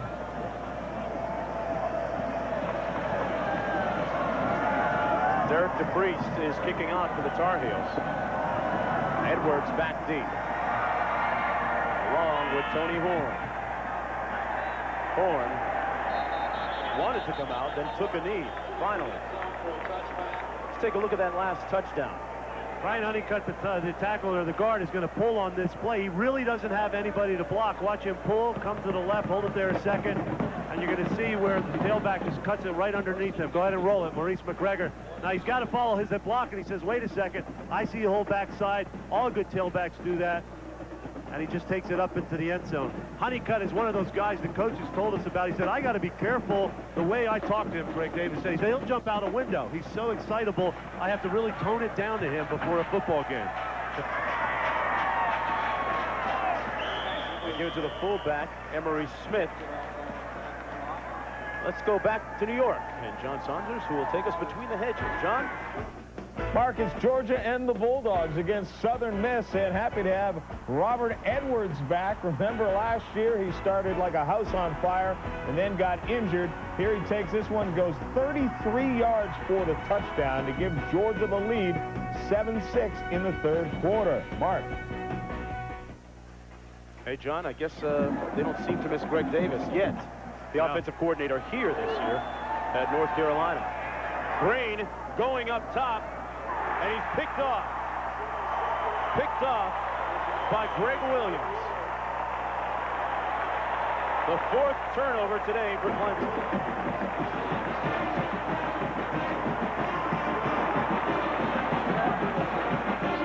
Greg Williams playing in a backup role here today as a nickel back. And again, you know, he just is able to drive on that football, makes a great play, turning around and locating the football. 38-0. We'll be right back. You've been thinking about getting a digital satellite dish. And thinking some more. Well, think about this. The people at Radio Shack can answer your questions. Plus, now they've got great deals. Like a Prime Star satellite system for only about $1 a day plus installation. 95 channels of Prime sports and movies with terrific picture and sound quality. Think about it. Better yet, stop thinking about it. Radio Shack. You've got questions, we've got answers. This is the Pontiac Bonneville, one of the world's most powerful sports sedans.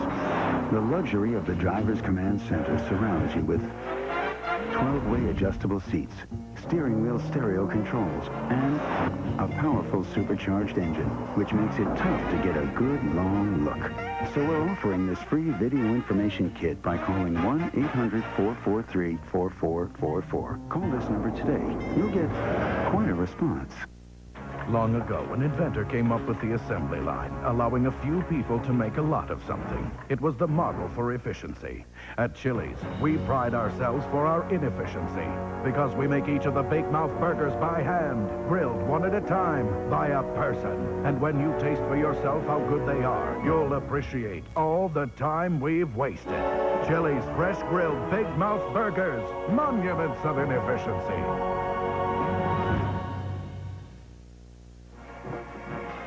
Well, as you look at number 10 there in the North Carolina huddle, tall 6'4" quarterback, Oscar Davenport, think back to a year ago when he injured his left knee in this very game against Clemson.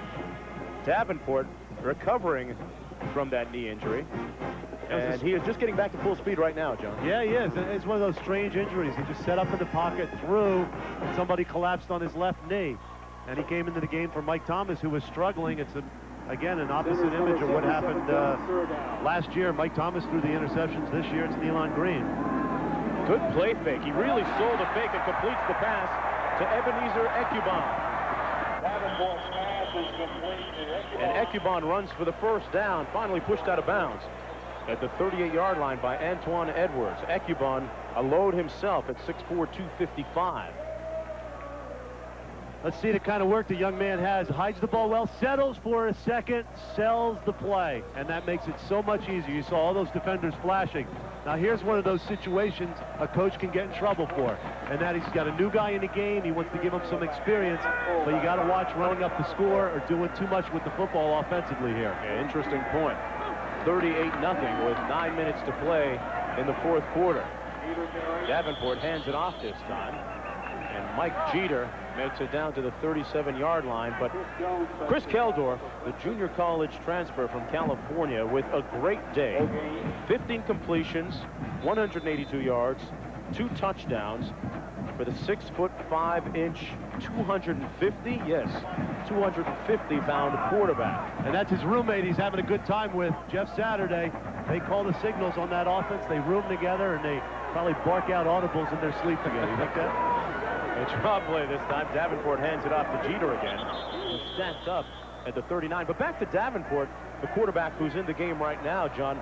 We watched him in practice on Thursday and Friday. You were very impressed with his mechanics, and we saw an example of that on the play fake a moment ago. Absolutely. He works very, very hard on it.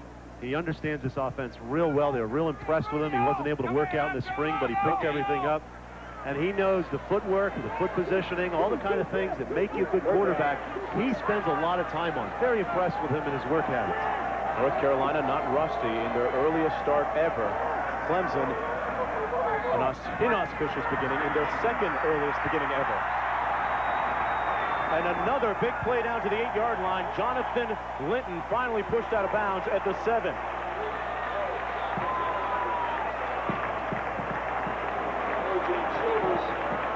Davenport doing an excellent job executing what he has to do. A simple little swing pass to Jonathan Linton.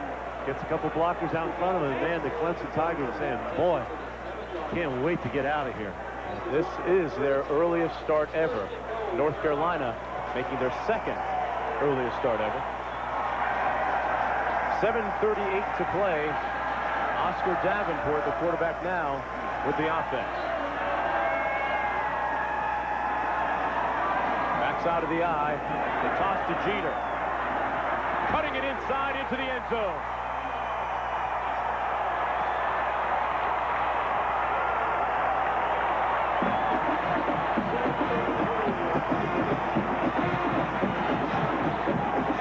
Mike Jeter tacking on another touchdown for the Tar Heels.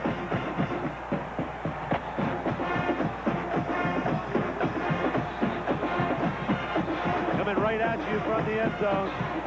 Jeter gets the ball out in the end. You know, again, you just see the execution in this offense. It's got to run by one player. That's Michael Allen, number 10. But we've seen it with Leon Johnson. We've seen it here with Jeter, how he's able to get into the end zone and have everybody out in front of him on that left side.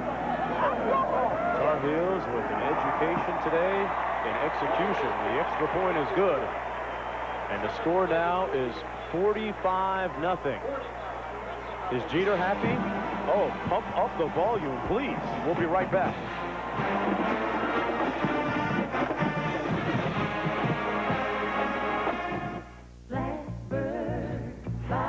The Pontiac Firebird waits. 305 horsepower comes to life. Ram air induction turns air into fuel in a rush. Firebird, you're ready to fly.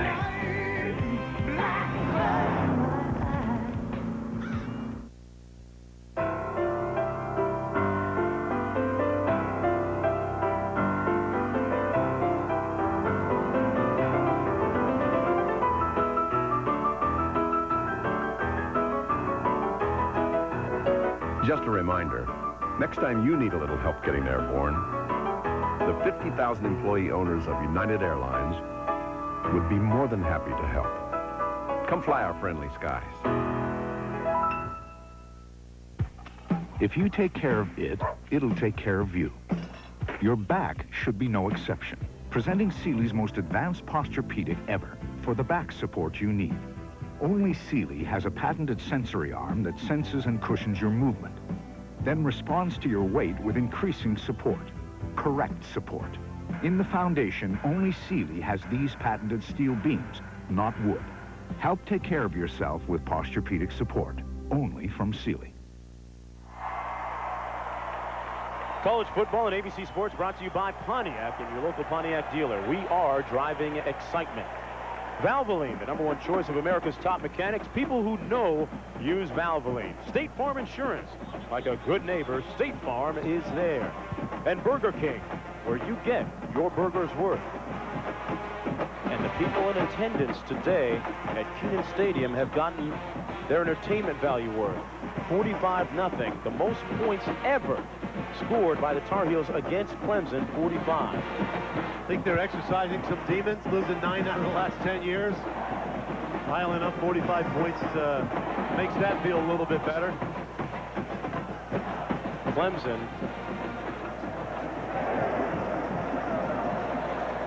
a very disappointing performance today. Welch with the kickoff. Woods. Out over 21-yard line. It's going to be interesting to see how they bounce back next week. They play Furman. Then they do get a week off before traveling to Missouri. Well, you know, the thing about this, if you're not playing well right now, they've got to pull it together. 5 of their first 7 games are on the road. So you've got to figure things out pretty quickly, and hopefully they can do that next week at home against Furman. Yeah, including a game at Florida State. A game you'll see on ESPN. Have a new quarterback in now for Clemson. Number 14, Brandon Streeter. A couple of new tailbacks, too. That's Sam Zanders. Tackled by Brandon Spoon, number 44. Brandon Spoon for North Carolina, the man who just made the tackle right there, is from Burlington, North Carolina. He's catching on very fast. The coaches say faster than any other freshman they've ever had. And get this, at 6'3", 225, he made the 200-meter state final in the sprints last year. That, my friends, is speed. And he came in 5th place, and he bench presses 430 pounds. They had to tell him to stop. He'd gotten it up over 25 times. He said, okay, we believe you. You can stop now. Now, 430 he just did once, but they felt like he could add 20 pounds to it, and that's something my weight coach never had to say to me. I was tapped out at about 2 1/4. Kelton Dunnigan on that last run. As we look at Matt Brown, you think about players like Spoon right there. They are starting to attract a higher caliber of recruit here at North Carolina. I think really to fill out the pieces is wide receiver and quarterback. I mean, these quarterbacks are playing real well here today. But Matt Brown made a point of saying, we don't have a quarterback from this school that has started in the NFL. That's what we want. And you know what, Mark? That's how you get in the top 10. Good point. Sam Zanders that time. Push out of bounds at the 26. Folks, time permitting, stay tuned for the Thrifty Car Rental postgame report featuring scores and highlights from across the country. John Saunders and Todd Blackledge will have that for you. You see Mike Baxter with the O-line tattoo. With that kind of body, he doesn't have to worry about ever getting switched to wide receiver or running back. He can keep that tattoo O-line there. 6:01 to play in the ball game. And I say ball game because if this game does go to overtime, then we really have a scoop. Kevin Laird punting. Fair catch called at the 37 by Octavius Barnes. Flag down at the 34-yard line. With 5:52 to play. I don't think we need to walk through that overtime rule, do we? No. Mark? No chance of it happening here today. Have illegal participation on the defense. 12 men on the field. 15 yards from the previous spot. First down. Did they feel they needed an edge? Perhaps they did. You know, that's that's the rule in the pros now that the coaches can appeal. That's one of the rules that they can appeal. There's that tattoo. John, you should get one of those. No thanks. 6'4", 297. That's why I say O-line.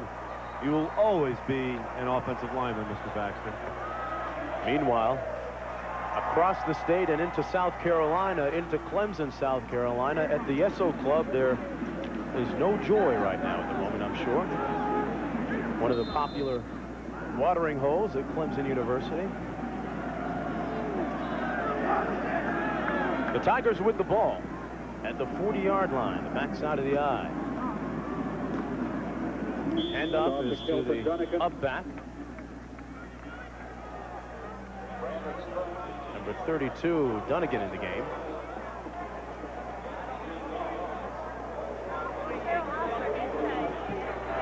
It'll be 2nd down and 7 to go. Boy, what about Colorado? Impressive today.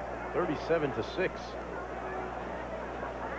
It's one of those elite teams that Blackledge was talking about on the ledge at halftime.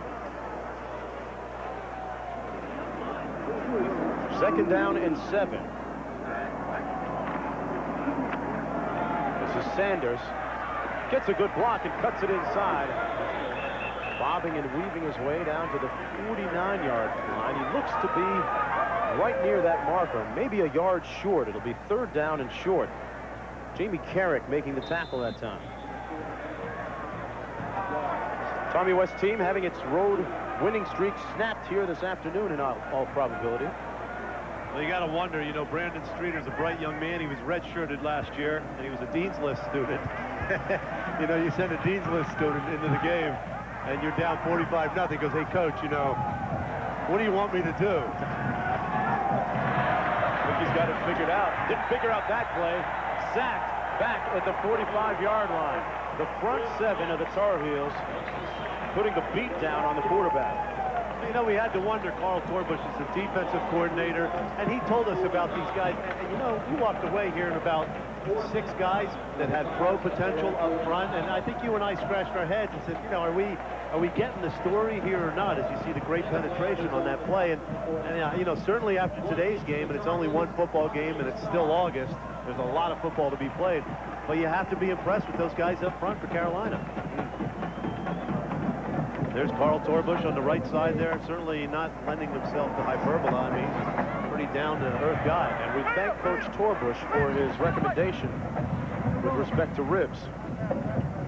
Sent us to a good spot. Kevin Laird on the punt. Octavius Barnes lets it bounce.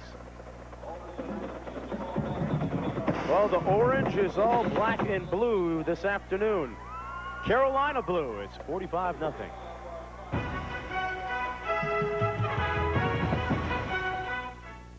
We on the Community Standards Board find the new Burger King Bacon Double Deluxe indulgent. An excessive third pound of flame-broiled beef, sizzling hickory smoked bacon, and hot melted cheese. McDonald's and Wendy's just can't match all that. Is that fair? Fortunately, this big, scandalous sandwich is only for a limited time. Only the Burger King Bacon Double Deluxe has more of the big, beefy taste you love. The difference between children and parents is that children are the ones without a care in the world. Keeping them carefree and protected is the reason you get life insurance for yourself. With State Farm, you'll get a life insurance company that has always received the highest possible ratings for financial strength. And that can help you be sure that your kids will get to be kids for just as long as they please. State Farm understands life. This is the Pontiac Bonneville, one of the world's most powerful sports sedans. The luxury of the driver's command center surrounds you with 12-way adjustable seats, steering wheel stereo controls, and a powerful supercharged engine, which makes it tough to get a good long look. So we're offering this free video information kit by calling 1-800-443-4444. Call this number today. You'll get quite a response. Well, by the look of that expression, you would think it's a Clemson fan. What do you think? Daddy's wearing a light blue hat. Well, there's one person that feels worse than the Clemson football team right now. Kid needs a little pomade.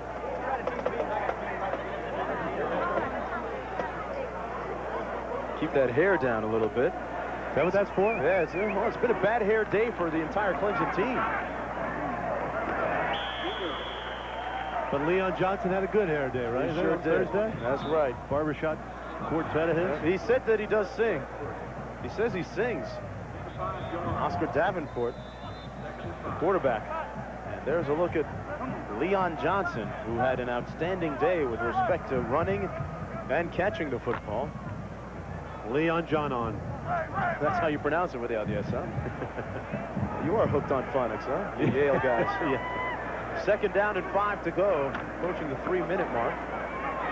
This is Geter. Geter out to the 27-yard line, where he's brought down by Chris Jones.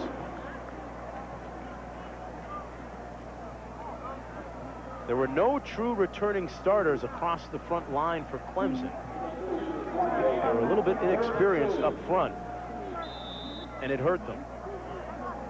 You know, and Greg Davis, the offensive coordinator, told us he was going to put the onus on his offensive line. They're the experienced guys. He said, I got an inexperienced quarterback. The offensive line, I'm telling them, this game's on your shoulders. And big free haircuts for them next week. 3rd down, 2 to go. Octavius Barnes in motion to the top of your screen. He's the intended target Is it picked off?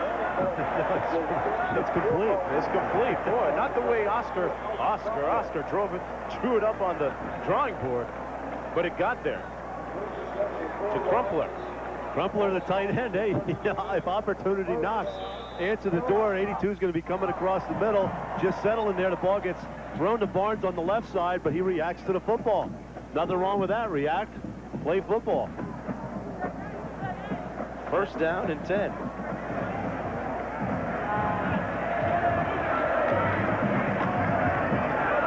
This is Geter. Now, Geter's looked impressive in his short time in the football game. Let's go downstairs to Dean Blevins.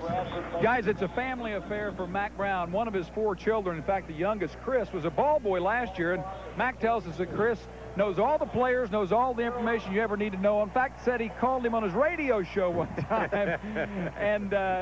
He also told us, didn't he, guys, that's one way to make sure your language is clean on the sideline when your son's standing next to you. But Chris, one of the boys, 2 boys, 2 girls. All right. And what did he tell him to say on the sidelines? He said, during the game, you shut up. I don't want any suggestions. Not one word. Bad enough. It's bad enough that his lovely wife has some suggestions for him sometimes. Right, he said Sally calls him. Gives him ideas now that she knows the game.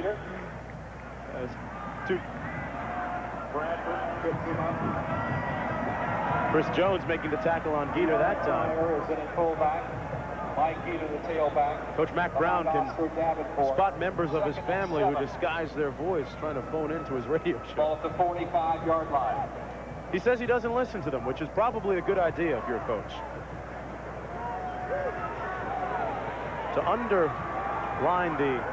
underscore the ineptitude of the Clemson offense so far today. Last time Clemson was held to 100 yards or less was 1969.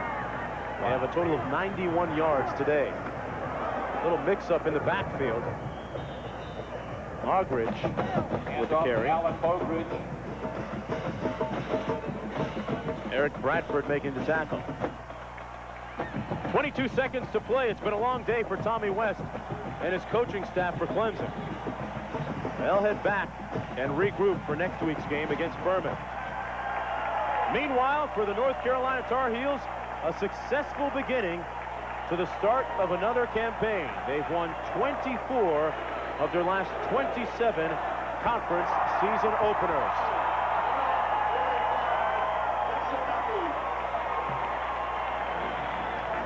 The genuine Chevrolet most valuable players of the game are Raheem Abdullah for Clemson and Leon Johnson for North Carolina. Chevrolet will donate $1,000 to each school's general scholarship fund to reward outstanding students for their academic achievements and to assist those in financial need. It's been a Chevrolet tradition for more than a quarter of a century.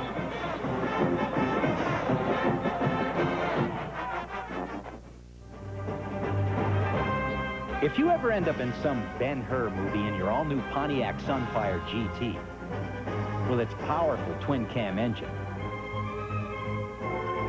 you'll be glad you have a quick-handling sport suspension.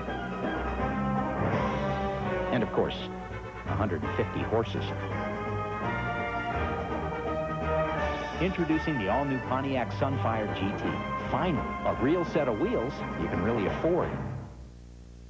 For the very best in home entertainment, the place to go is Circuit City, where right now this RCA digital satellite system is just $199.97 after $200 cash back from DirecTV. Just sign up for 1 year of DirecTV's Total Choice programming, and the RCA DSS system is yours for only $199.97. Get more movies, more sports, more news, more channels than cable. Plus, get coupons worth over $200 from USSB when you buy any DSS system. Hurry into Circuit City today. Todd and Celia Unger began their voyage together nearly 40 years ago. Today, they embark on retirement as carefree as when they first set out. That's because for the past 20-some years, they've worked with a broker from Dean Witter. Respect the power of a client's dream and help them achieve it. At Dean Witter, we measure success one investor at a time. Final score, once again, North Carolina defeating Clemson convincingly 45-0. Let's go downstairs now to Dean Blevins. Dean? Thank you, Mark. We have Mac Brown with us, and you could not be happier. This start was incredible. Dean, it was a great start. We know what kind of football team Clemson's got. They're the Gator Bowl team from last year. They beat us in a tough game last year, and boy, Carolina's had trouble against Clemson through the years, but what a great effort by our football team. We did a great job in the kicking game. We had a few penalties there that hurt us, but really pleased with the defense. Really quick and made some good plays on defense. Offensively, I thought we picked it up the second half and did the things we needed to do. So we know we got a lot of work to do. You don't leave Clemson and go to Syracuse and feel good about yourself, because we know we go up there next week. Tough schedule for you, but got a good chance. Thank you, Mac. Thank you, Dean. Back to you guys. The final score, once again, 45-0. Coach Mac Brown, cooler than the fan. Now stay tuned for the Thrifty Car Rental post-game report featuring scores and highlights from across the country.